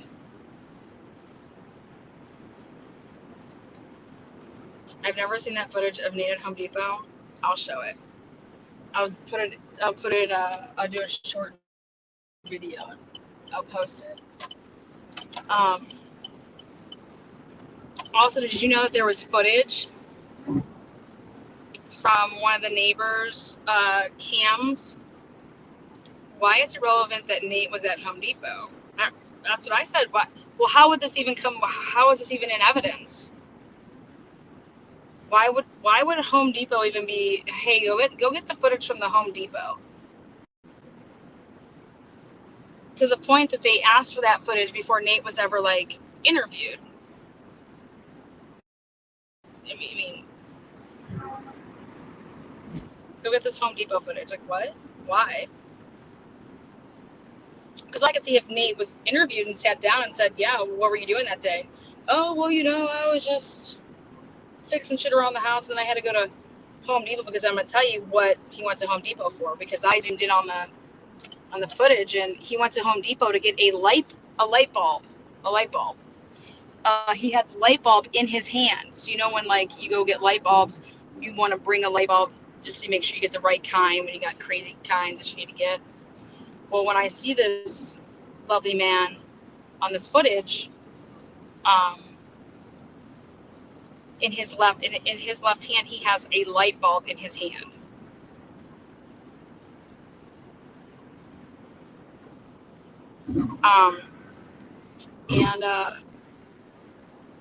So, and I was looking at that, and I was like, I paused, and I was like, wait a second, he has a light bulb in his hand. So I was like, okay, so he's going to Home Depot. So obviously, like, he's bringing a sample of, hey, this is the light bulb that I need. Okay. So then I started thinking, and I'm like, okay, well, and it's one of the big light bulbs. Like, it's not like some little puny thing. Like, it's like the one that, in my opinion, it looks like it's an outdoor light bulb. Yes. What's the date? I'll show you guys. But it's like, where did this come from? There's also footage of Nate, or not Nate, but Nick. Nick is what looks to be Nick. It's got his haircut. It's got the same clothes that this person's wearing, like the red. And he's walking on, Saratoga. And I was like, well, that's funny. It's like Nick's, then his Life 360 app would like reflect if you're walking around, by the way. But yeah, I'll post these little clippets from, these are footages that were in the Discovery and clipped if you got the extra dump drive. You had to get, this is stuff that came out, and then like they started redacting and stuff like that. But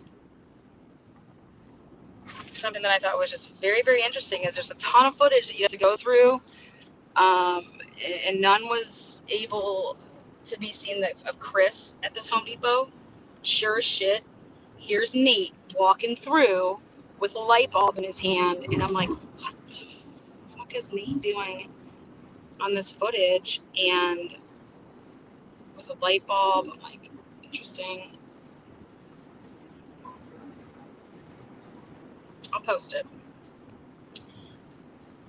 Yeah, these are rare. These are rare. Um, when I think of criminals, well, I just want to know why they went. I just realized I'm way behind in shit. It's okay. Well, I'll go. I just thought to myself, like, where did they even get the inkling? Hey, you know what? Ups or down, or Jen Lines, or Kate Lines, or whoever you are, go on over there to the Home Depot and tell me what they're, what? And then I started thinking, I was like, we have to go check. We have to go check the tip hotline. And I think, if I'm not mistaken, there were these tips coming in of, you know, of people being spotted, meaning Shanann and the girls being spotted. So the only thing that I can think of is that tips were coming in and people were saying that they, spotted them. And so, like, that's why they would want this footage. Um, but I kid you not, though, I will show you this footage, and you guys can tell me what you think. But sure as shit, out of all the hours of footage, Chris Watts can't be seen on it. Obviously, Shannon and the girls aren't on there. But here's Nate, good old Nate, walking in with a light bulb in his hand, having an aha moment. Maybe he was like, damn, my camera should have caught all that shit.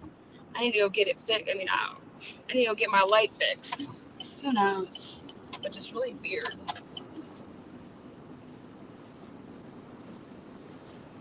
I would have been asking Nate questions like, how come everything's not with, where's all the footage? Did you delete it? I'd be asking for the hard drive and having somebody look at it and see if he, deleted stuff. Versus it being like auto deleted after so many days. I'd want to know a lot. I'd want to know more about, that he starts talking about, yeah, Chris was parking down the street, and coming out the side and shit. It's like, how do you know that? Like, how do you even know that that's happening? Did anybody ask you to keep an eye on Chris? Do you just constantly, instead of watch the news, watch your camera footage? And the only thing that makes sense to me, so he doesn't seem like a total creeper, is that he could say, oh, well, my phone just gets these push alerts, so, when my camera alerts that somebody's, walking by, because I'm like, oh, it must be a lot of bugs that alert you. Did you get pissed about that? And that's the only thing that I can think of as to why, how he wouldn't sound like just a total weirdo to be like, oh yeah, I know all this stuff about Chris Watts, what he was doing, a couple weeks ago, or even like further back, oh, for all the time that his wife was gone, he was just parking that Lexus out there, and then he was just coming out the side. Oh, did you see anybody with him? Did you ask him why he was doing it? Did you let his wife know? Did you let NA know? Oh, was anybody gathering? Did you get the mail when they were all out of town? Oh, no, the neighbor, or the friend did. The friend that was over here before. Oh, she was getting yeah. Oh, yeah, I saw her on my camera, too, all the time. Just... It's just like, what? Oh, okay. And then I'd be like, hey, Nate, I want to look at your camera.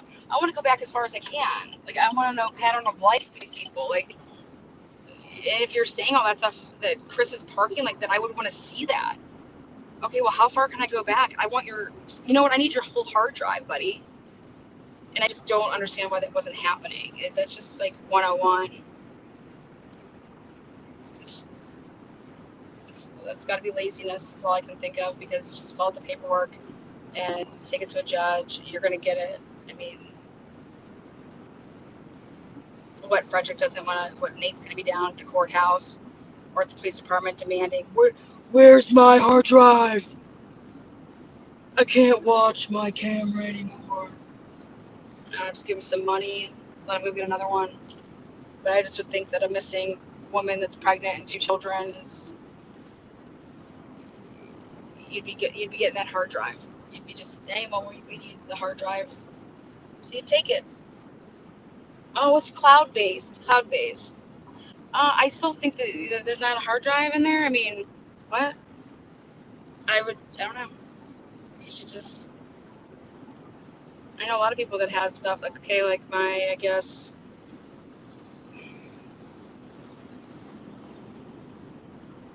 oh no, I just use this app. Okay.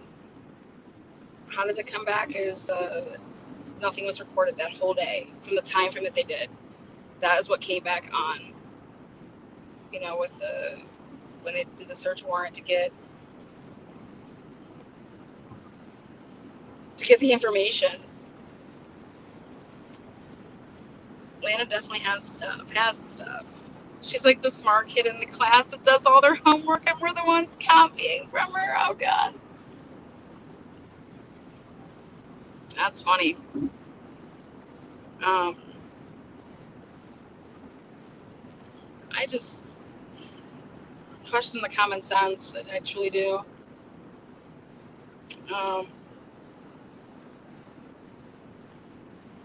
I just think it's weird when Nate says, "Oh, he's acting so weird, so strange." Well, Nate, you know what I think? You're acting weird. You just came right here to this timestamp in a matter of, I couldn't even tell you only how many minutes. And,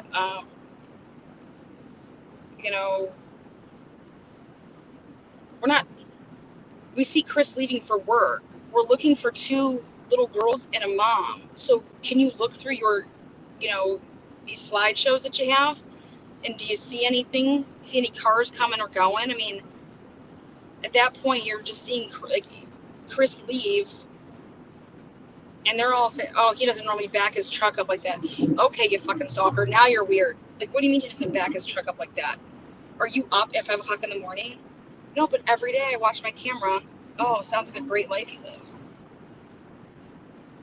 Like, I'd want to know how do you know he doesn't back it up? Like, that to me is a weird statement.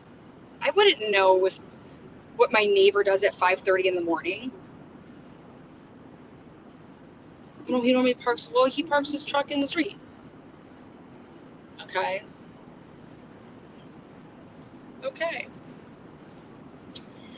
Do you think the DA has more videos? Oh, there's a shit ton. I think that if someone did the right body cam, I would do a request, and I guess I could put the time into it. You'd want to ask for all these officers' body cams. I mean, I just always assumed that y'all did that, but maybe you guys didn't. I just think there's a lot of things that can go through the request that probably haven't been in the requests, and I guess I could probably be the person to do that because I know that discovery inside and out. But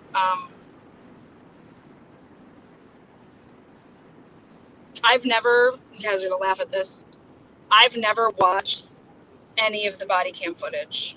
I don't even think I watched the canine. I think I've seen just like clips of that. I've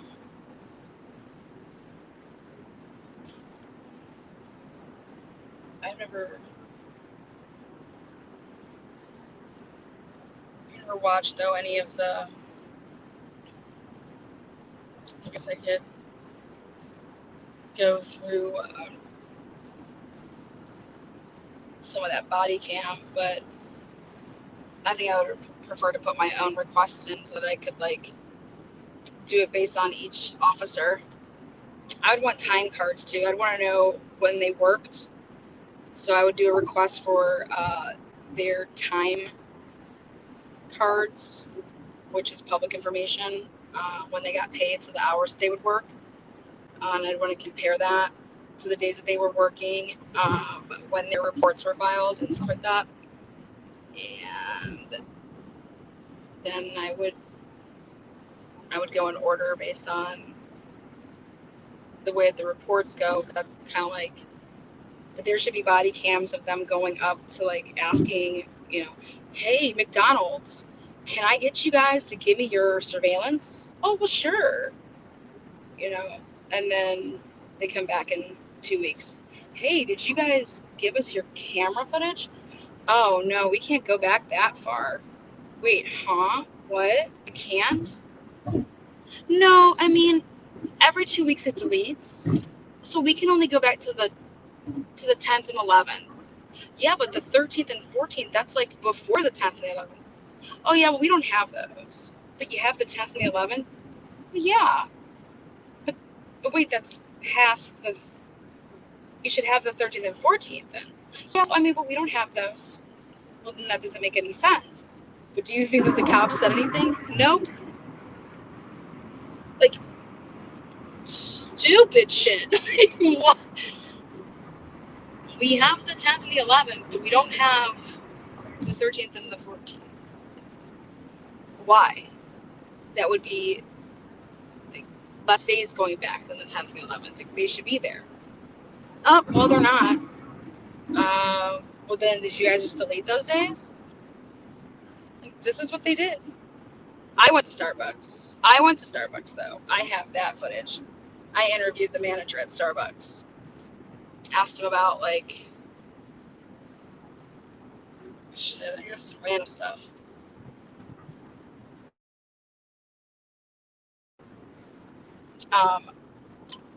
I asked them what their store number was on a print ticket.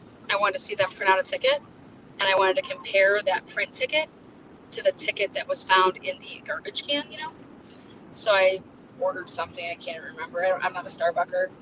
And then I asked them about, like, what cash register was 1, 2, and 3. I asked them, like I said, I have all this on my body cam, my GoPro cam that I strapped up.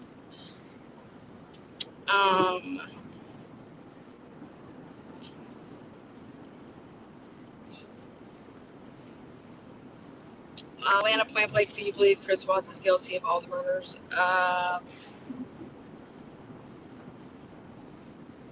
Honestly, I don't even know. I have no idea. I think Chris Watts is a fucking idiot, and I think he's where he deserves to be. That's what I think. I think anybody that's gonna say that they hurt their children, fuck. That's just... There is nothing in this world. I would never, ever. I don't care if I don't say that other people are gonna get hurt. I don't care. No way. Nope. Not happening. My baby boy is everything to me. The thought of ever agreeing to that and saying that I harmed my children and I didn't, like I said, then he can stay where he is, because no parent could ever do that, in my opinion. Like, why? Because you don't want to put somebody through a trial? Get the fuck out of here. No parent would ever say that. I'm sorry, it's just not. That's not logic to me. So that's my answer for that. If I'm ever accused of a crime, Anna, I want you to investigate. Thank you. My goodness, love. You're brilliant. Your thought process is amazing. Thank you. Sometimes my brain doesn't shut off. That's my downfall. I'll like spout up in the middle of the night, like 3 o'clock in the morning. I'm like, oh my God, I gotta go look at page 76 of the binder because I have a photographic memory. And I'm like, oh my God, I just remembered something here. Like, it's just nuts. That's pretty crazy. That's the truth, though. Like when I was watching that Netflix documentary, I shit you not, I started watching it and I see that bubble pop up and it said 119. That Chris Watts is making a staged text message. And I said, no, he didn't. I said, oh, hell no. I said, if he did, that's the piece I need, because then it shows me that her phone went from being on in the beginning of the day to then, because that's why they stopped showing you anything of Shanann's phone after 10:06, because it was that mystery then if her phone was off or on, if her phone's, but remember, I was like, wait a second, if his phone says 119 but it comes on through on her phone at 2:10, I was like, then it's exactly what I think it is, which means his phone showing 119. They never gave that in the discovery, and that was a big slippity poo. That was an oops. That's CBI oops, and I don't know who did it, but I freaking love you for it, because that's what brought me back to the case, because that's when I was like, I am right, and I can prove it now. I can prove that I'm right. I knew it, but I didn't. I technically couldn't prove it. But that right there, I fast forwarded. Then I saw the credits, read all about the credits, where everything came from, and I was like, that's it. I was like, which then proves, because that supposedly allegedly staged text of "Where are you?" came in before, even with the phone off, because it doesn't come through to her phone, and that's what they give us in the discovery till 2:10 when the phone's turned on. That still came before all of NA's text messages, which proves to me exactly what I've said all along, that she staged all of those text messages back to back to back to back to back, right after she shut the phone off, before hiding that bitch. And she shut that phone off because obviously it had to be off before 119. Otherwise, it would have went through on Shanann's at 119. But that phone was already off, but it was all queued up, and that's when it came through. So it looks like it came through at 2:10 because that's when it was turned back on. But your queue is going to stay, when everything gets queued up, it's still going to come in the way that it was sent. So, saved me there. And then I was able to then I looked really hard at, I was like, oh, hell yeah. And then I just deep dived the shit out of all the handwritten notes. I was like, these fuckers did shit. I know they did. And I just went ham on every handwritten note, printed it all off again, looked at everything, and then I found Amanda Thayer's, and I said, oh, hell no, I'm going to find this plane that she allegedly got on from northern Kentucky. I'm going to see what plane she got on, and I want to know what time that fucker landed. So I went crazy over that. Anyways, this is how I work. But it's because Amanda Thayer, when she texted, it said, it's that if you were to text me, or I'm sorry, she called, whatever she text or call, it's going to text you that, I'm driving crap. Because she had do not disturb, it's an automatic kick on with Apple unless you shut it off. Then it's going to send that back, and if you're going more than like 5 miles an hour, it kicks in like that.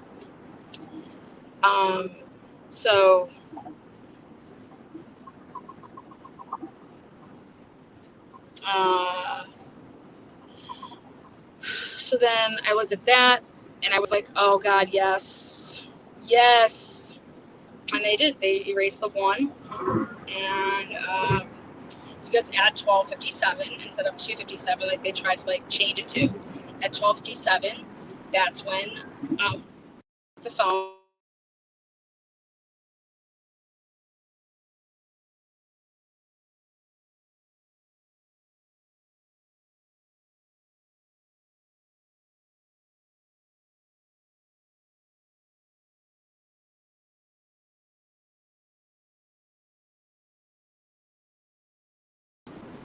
Yep, sorry about that.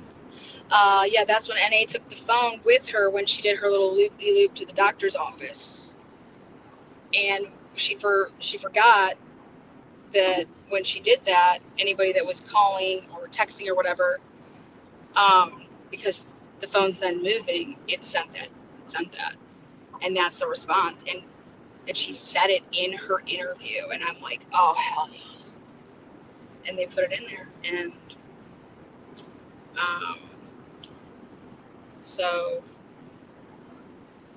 and at the 257 time that they tried to allegedly say it happened, Shenan's phone is sitting perfectly on that ledge that you guys can all see in the body cam, and it stays right there, and it's there the whole time.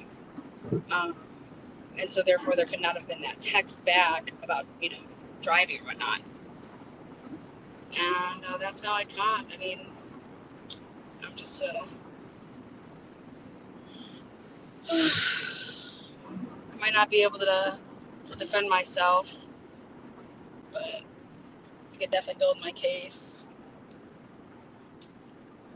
or anybody's. I think I can build anybody's case. I think I can find, if you think that you've been set up, or you think that,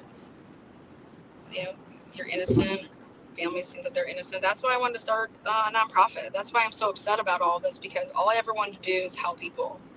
I've helped people my whole life. I was a coach. That's helping people. You know what I mean? I love being around people. I love, getting the best out of people. I love having fun with people. I love making memories with people.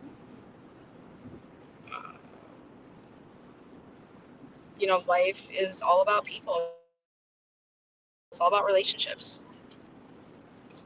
And I think that I have a talent, and I wanted to utilize it. And then all these people, a handful of people completely,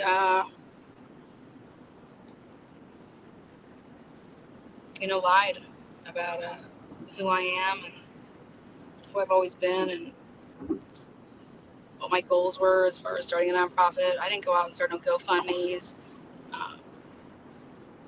No, I wanted this to help people for a long time to come. This wasn't about Chris Watts to me. This has always been about the investigation. It's always been about our rights.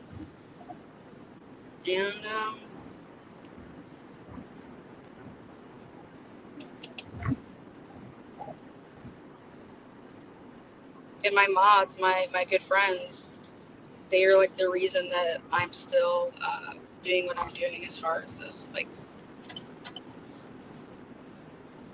they know who I am. They've seen what I've done, and they've seen what all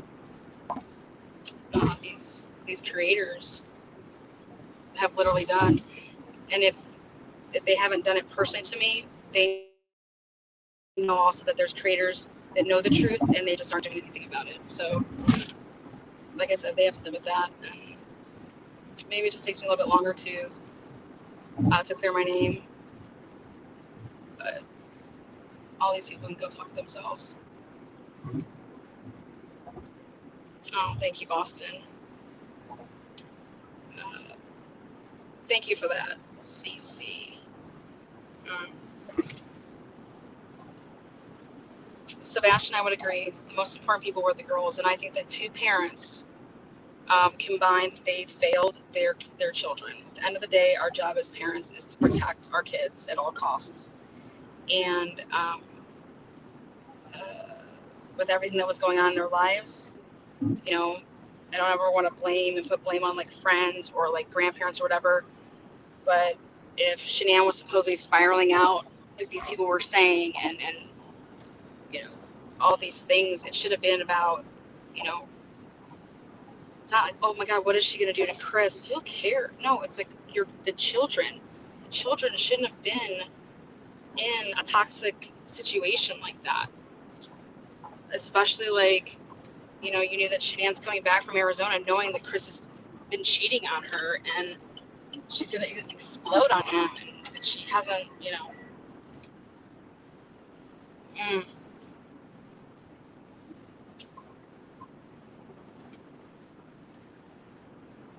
I just, being a mom myself, I just, it's really sad. It's really sad.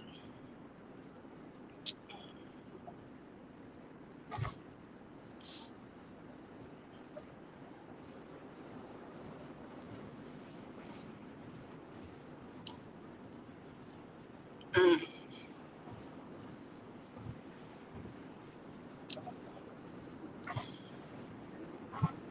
Lil G, yeah, I mean, the only reason you would ever,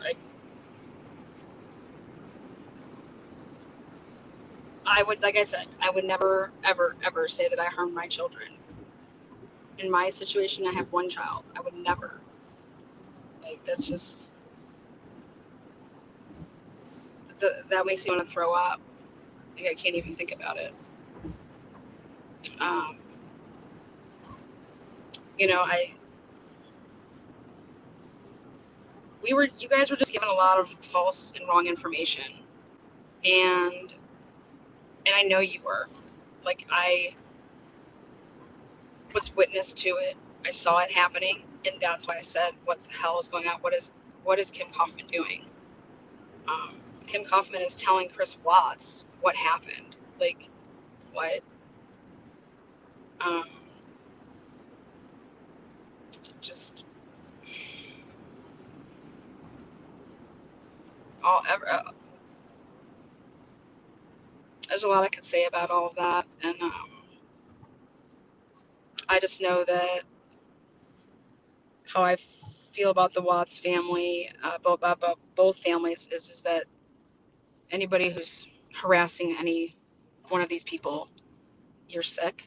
Um, None of these families are guilty of anything. In my opinion, they're both everybody is victim. Everybody's lives changed that day. Um, Both families lost their grandchildren. To sit here and say that certain people love somebody more, I mean, like, I'm sorry, but that's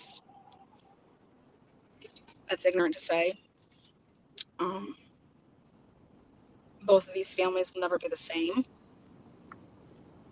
But to think that there's these YouTube creators out there and other people that have wrote books and have literally just lied their asses off. I mean, and just that's sick. That's sick to me. It's one thing to talk if you guys are going to even talk about theories and say that or whatever. It's another thing to act like you talk to somebody. And this is what happened. That's just. I mean, that's sick. Um, ugh.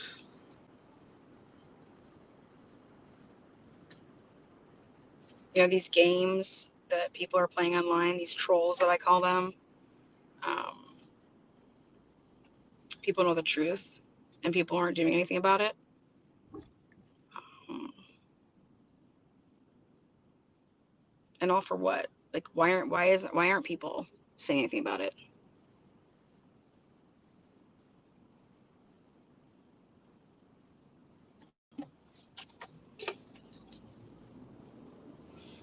Like, you don't cover true crime to then go and commit true crimes. You don't cover true crime and then find out that your moderators are, creating alts and harassing people. Or, I mean, it just doesn't make any sense to me. Um, I also know that I went to the Watts family. I mean, if you think about it, um, I did the most for that family. I didn't know that family. Um, and did something for their son, their brother, right? To help their family to get answers, because they have rights, as you know they do. He has rights, whether or not anybody. It's just that's the facts. And the reason that you want to do things the right way is because there are innocent people out there, and we need to hold law enforcement and agencies accountable and make sure that they're doing things the right way. But when I lost respect for the Watts family, and I have a right to say this because it's what they did to me.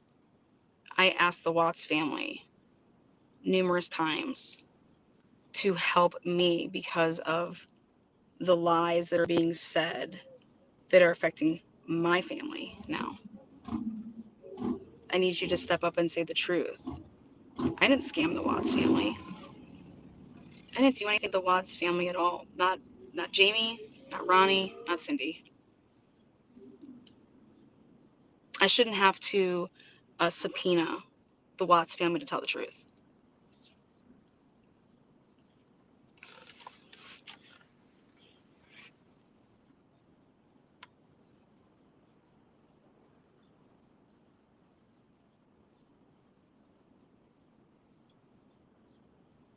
So,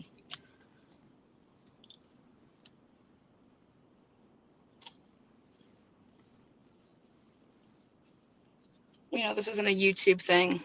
This is a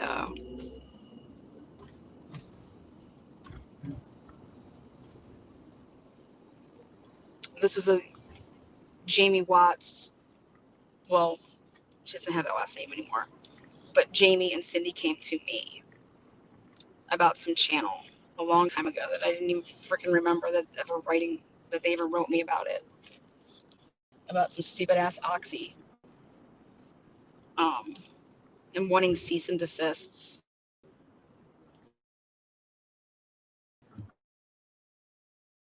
Well, pay Jane Fisher. Once you get Jane Fisher that that money.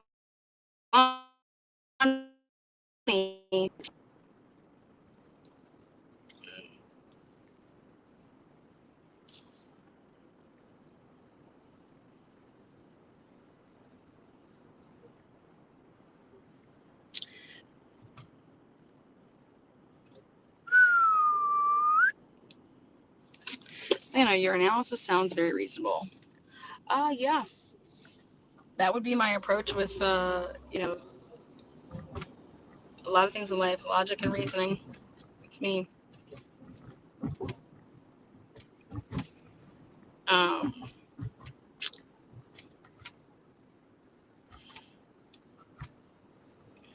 I will agree with when people say, because this would be my stance in that. I mean, um, when Nicole Kessinger says, Lana, or not to me, but says, why would he kill his family? Like, I know his kids are there. Like, what are your kids, like, you're just going to be like, my family's not there, and I'm just going to be like, okay, that sounds great. Like, she wasn't understanding that at all, because, like, any logical person's going to say that doesn't make sense. How does Chris think he's going to, like, off his family, and then Nicole Kessinger's going to be like, oh my God, okay. Oh, they're just missing for the rest of the way. Okay. Like, no. Um, Also, I think that there was just too much going on that night. Too many like oopses, like the plane not leaving on time, and so if you think this is premeditated, I just totally disagree with you on that. Completely disagree with you on that. There is no evidence of premeditation. I'm sorry, it's just not there.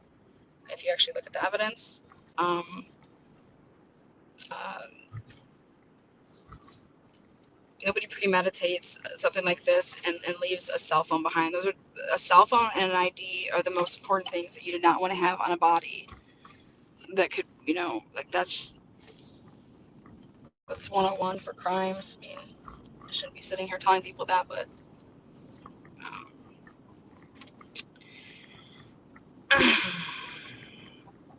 oh well, welcome, Sebastian. I think the channel is very, very special, but it is my channel, so I would think that. Um, um, this case actually then turned, so people that don't know, but this case that I gave, a lot of time to and did a bunch of things. This case turned real life on me and was used just very recently in a temporary restraining order and a civil protection order.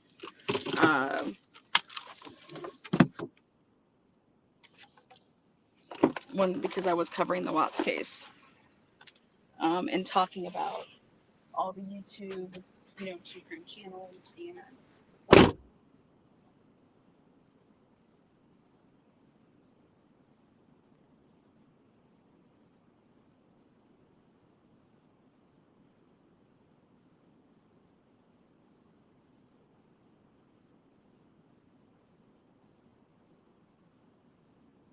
and have a nonprofit. They just all jealousy, but it turned real life. on me. And, me wanting to help people. And now I have creators working together to try to, I'm being serious, like actively working together to try to ruin my relationship and try to get my son taken from me. And that's just unfucking believable and unforgivable. So that's kind of what all of this is about.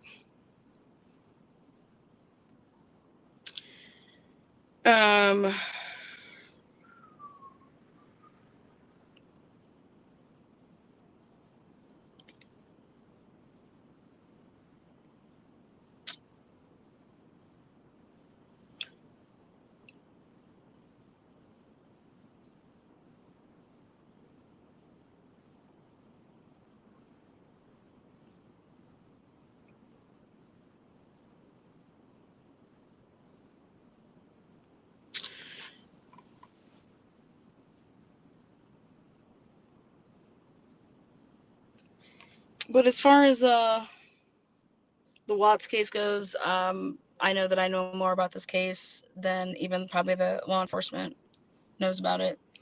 I know hands down, I know more about it than any citizen out here, overseas or in the United States. And I hear some of these wild things, and I'm just like, where are you coming up with this?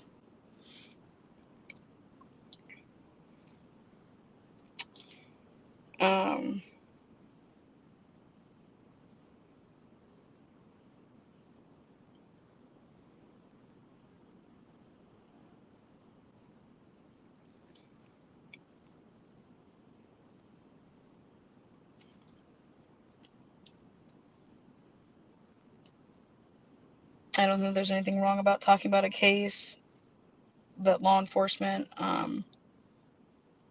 has a lot of questions. Like they deserve to be questioned on a lot of this stuff, because it just seems to always continue to happen in Colorado. I mean, look at Barry Morphew case.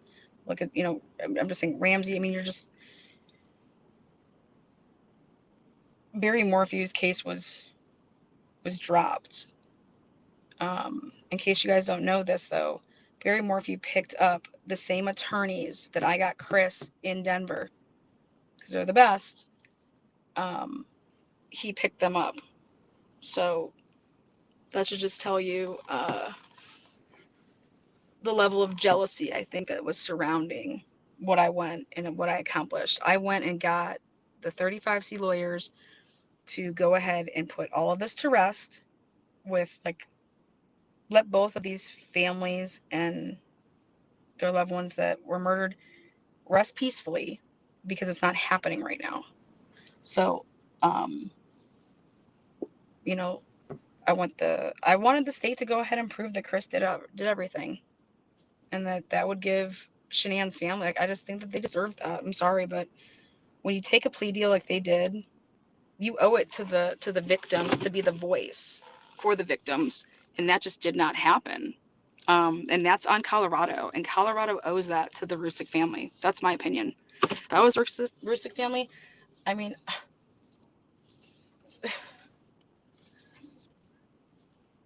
I would try to sue. I mean, I'm sorry, but that's how I feel. Like, this is causing so much distress because you guys, because of this, because of everything. Like, what can we do?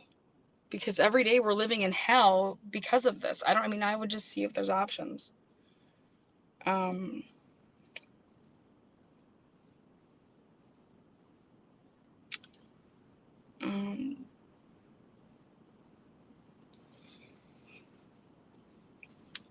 I think that this case shows that social media is not what it is. It's a highlight reel.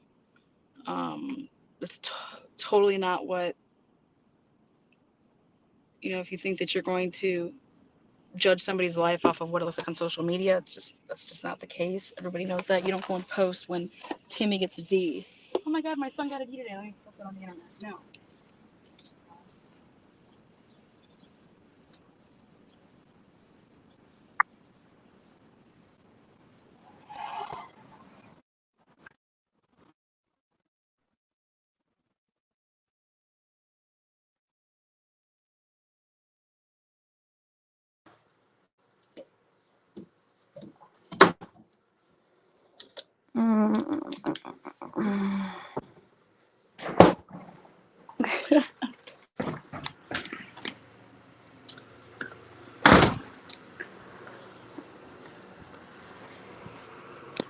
What's another? Let's see. A big part of this case, I would say, and I'll wind this up.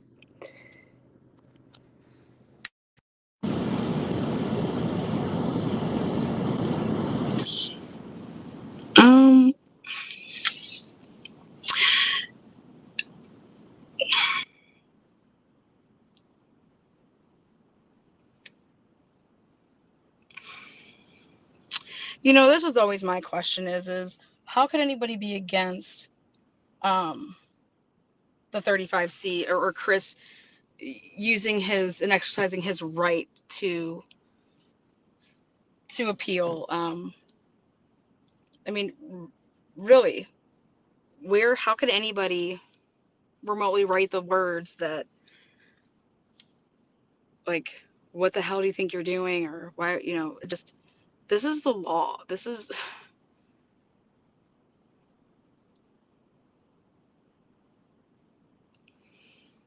especially people on YouTube, especially creators, like, your channel centers around this.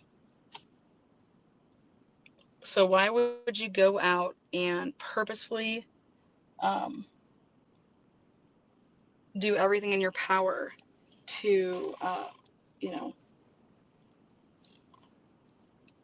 lie and defame? My question is why?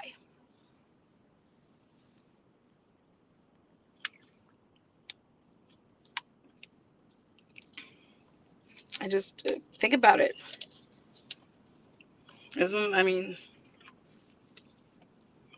Wouldn't you tune into AD or whatever, channel you watch or you're loyal to or whatever? Wouldn't you go there for the case discussions and follow along with stuff? Isn't that, how could you really, but how could you really just guess, like, get this, like, do it, get it over with, and that way shut up these people that, keep saying all this stuff. Like, that's, I just think it works both ways. It's not like, if you're for the 35C, that means you're for Chris Watts. That's not it at all. I would want it, it's for both. But it's also the law. Like, he has, like, that's his right.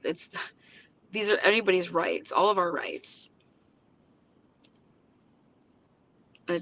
So that to me will never make sense, as to, people showing their ass with pure ignorance and feeling some type of way about that. Because then I don't know why you live in America, because that's what you live in America for. You have your civil liberties and, all the people before us that fought for, and I just don't get it.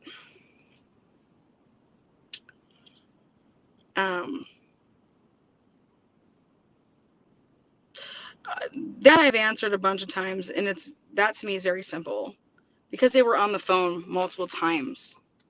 It doesn't look like it's simple when you just hear their version. But why she said check the knives, very simple, because they'd been on the phone multiple times that day. Probably stayed on the phone actually, and was just doing whatever. But it was like one of those. It was like having like an aha moment where you're like, oh my God, check the knives, because it wasn't like the first thing that they were talking about. They were talking about numerous things that just happened to pop in her head, after all these hours. So the check the knives thing to me is that's even that actually even more so proves that you're having these multiple, like you're having conversation. Oh my God, here, wait, could it be this? Check this. Like, okay, what's this? Like, this is, all right, we did this. Okay, look in the, is there blood? Is there, check the, you're just going through all these things. Oh my God, check the knives. Are there any knives missing? So that to me is,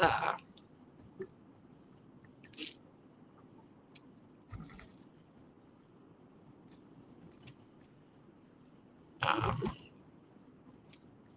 it wasn't, there's nothing that's crazy to me about that.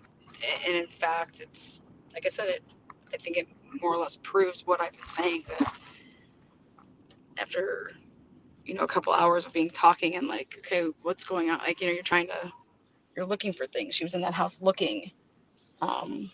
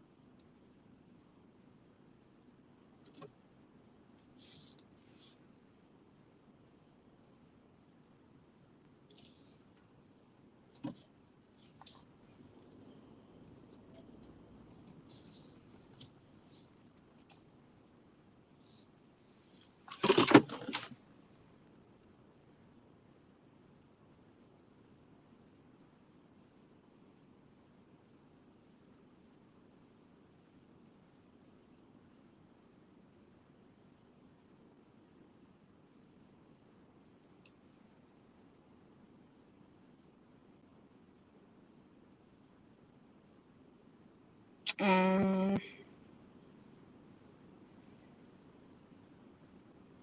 I'm sorry, I was just reading some of you guys' stuff.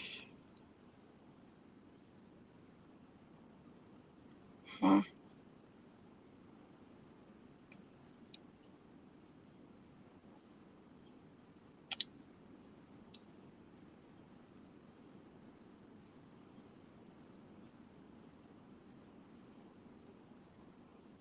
Interesting.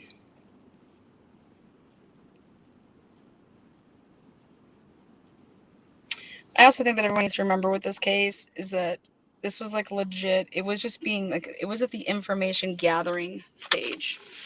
That's all. Like, there was no investigation yet. They were just gathering as much information. So they were interviewing everybody.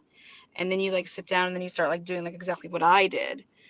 But I could tell and I could point it out in certain lives if I did it to,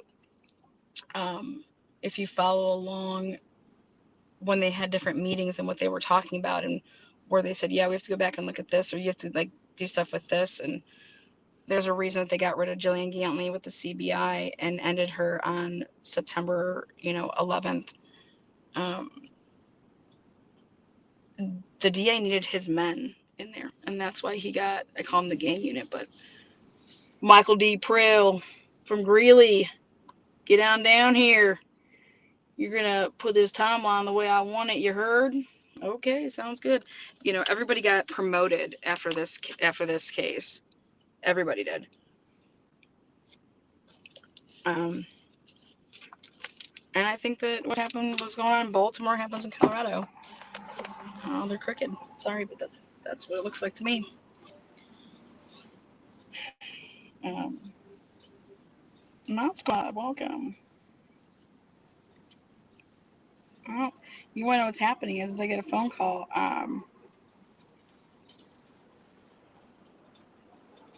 I get a text message from Denny saying, "Oh, he was just waiting for me." Uh,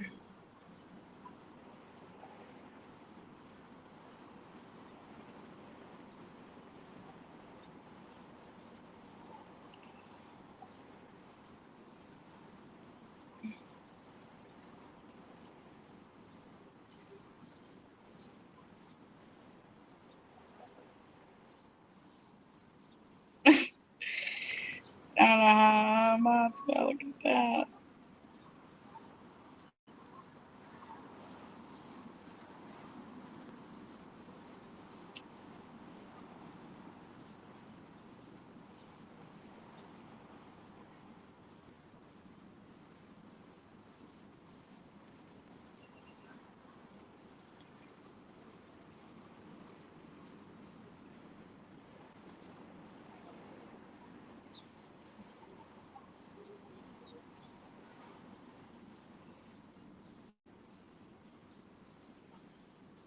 Let's see. I mean, I try to stay away from judging people what you would and wouldn't do. As far as like what her parents would do, or his parents and stuff like that. I mean, I don't. I try to stay away from people judging. I don't want people to judge me. You know, especially on like what we would or wouldn't do after something like that. I mean, nobody knows. Um,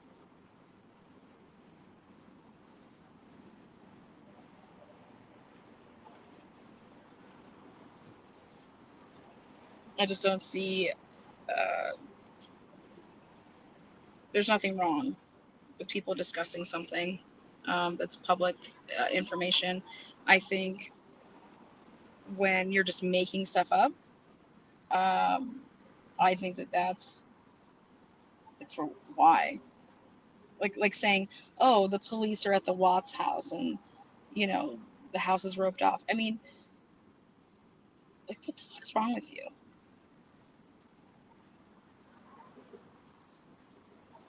It just. And this is the best part about it. This is what I think. When you find out that that's totally not true and a creator made this all up, why in the world would you ever listen to them anymore? Like, I would never, like,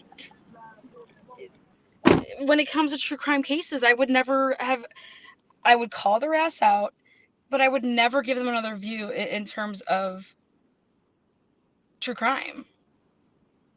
If you found out that someone was lying to you about a case and making up stuff, how would you feel about that? Would you be like, oh, it's okay, I'll watch, would you still watch that? I mean, that this doesn't make any sense to me. I would never, ever, because I think that's disgusting.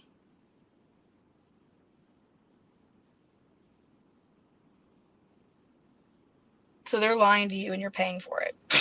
Okay. Sounds about right.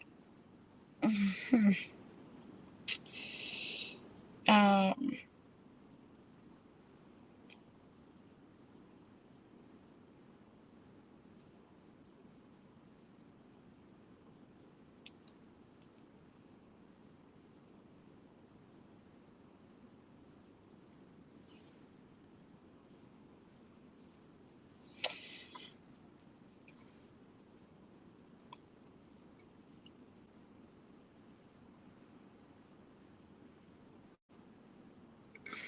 you know what I say about this though, Muffy, is that Chris Watts knew that that's what Shanann was doing. And what did he do and say about it? Nothing.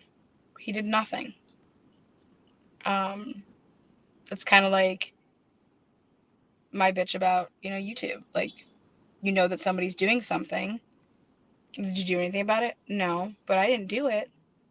Yeah, but you let it happen? Like, come on. Like, oh, but that's just not Chris's personality. Chris is a father. Stop saying that. Stop saying that that's not his personality. These are your children. No, we're not giving our kids Benadryl every night. Are you out of your mind, Shanann? Like, that's what you would say. And if you cannot say it, then, like, I mean, I'm not going to sit here and make excuses. They were both wrong. If they locked that bedroom door, that is so dangerous. They're both wrong because you're both doing it. I don't care if you're the one that gave the medicine. If you allowed it, you did it. So that's my opinion of that. Um,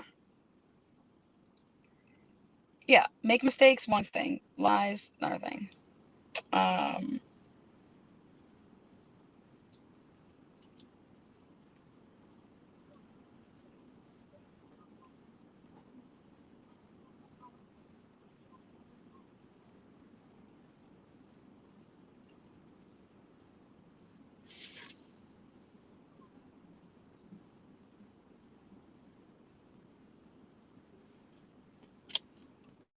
Um,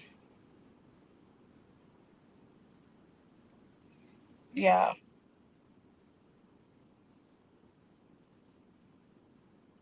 There definitely was not cameras in there, so that's definitely not true. Who's ever been telling you that? Go ahead and take a big old black Sharpie and just cross that off. Definitely not cameras in there. Um, there was a monitor that used an app, but then that was all on recall. Beginning, that was the summer infant recall, and that handset. Handset. Okay, perfect. That was a summer recall. And so there was no cameras in that place. So who's ever told you that? I hate to tell you, but that's not true. I did an episode on that too. Was there not cameras in the girls' room? Yep. Nope. Nope. Nope. Not unless you just looked at the phone or like your actual like monitor thing. But it wasn't like that anymore. This is all the pervs. They had to recall it. People were tapping in and looking at people's kids like fuck weirdos. Um, Sorry, I'm kind of just blunt on this channel. um, you guys, what should I have as my evening? I was thinking some Angry Orchards. Oh my god, do they really think I can reach that all the way up there? Oh no. Just a glass of Chardonnay with some whiny ass. There you go. Some crackers and wine. I thought I saw them in the video. Yeah, but they all that. It wasn't what you think. I went ahead and deep dived that, and everything was yep. You couldn't do that anymore. It pulled that summer infant pulled the capabilities, pulled that app. So that is completely not true. It had the capabilities before, but ever since June 26, 2018, which was roughly 2 months before, the murders.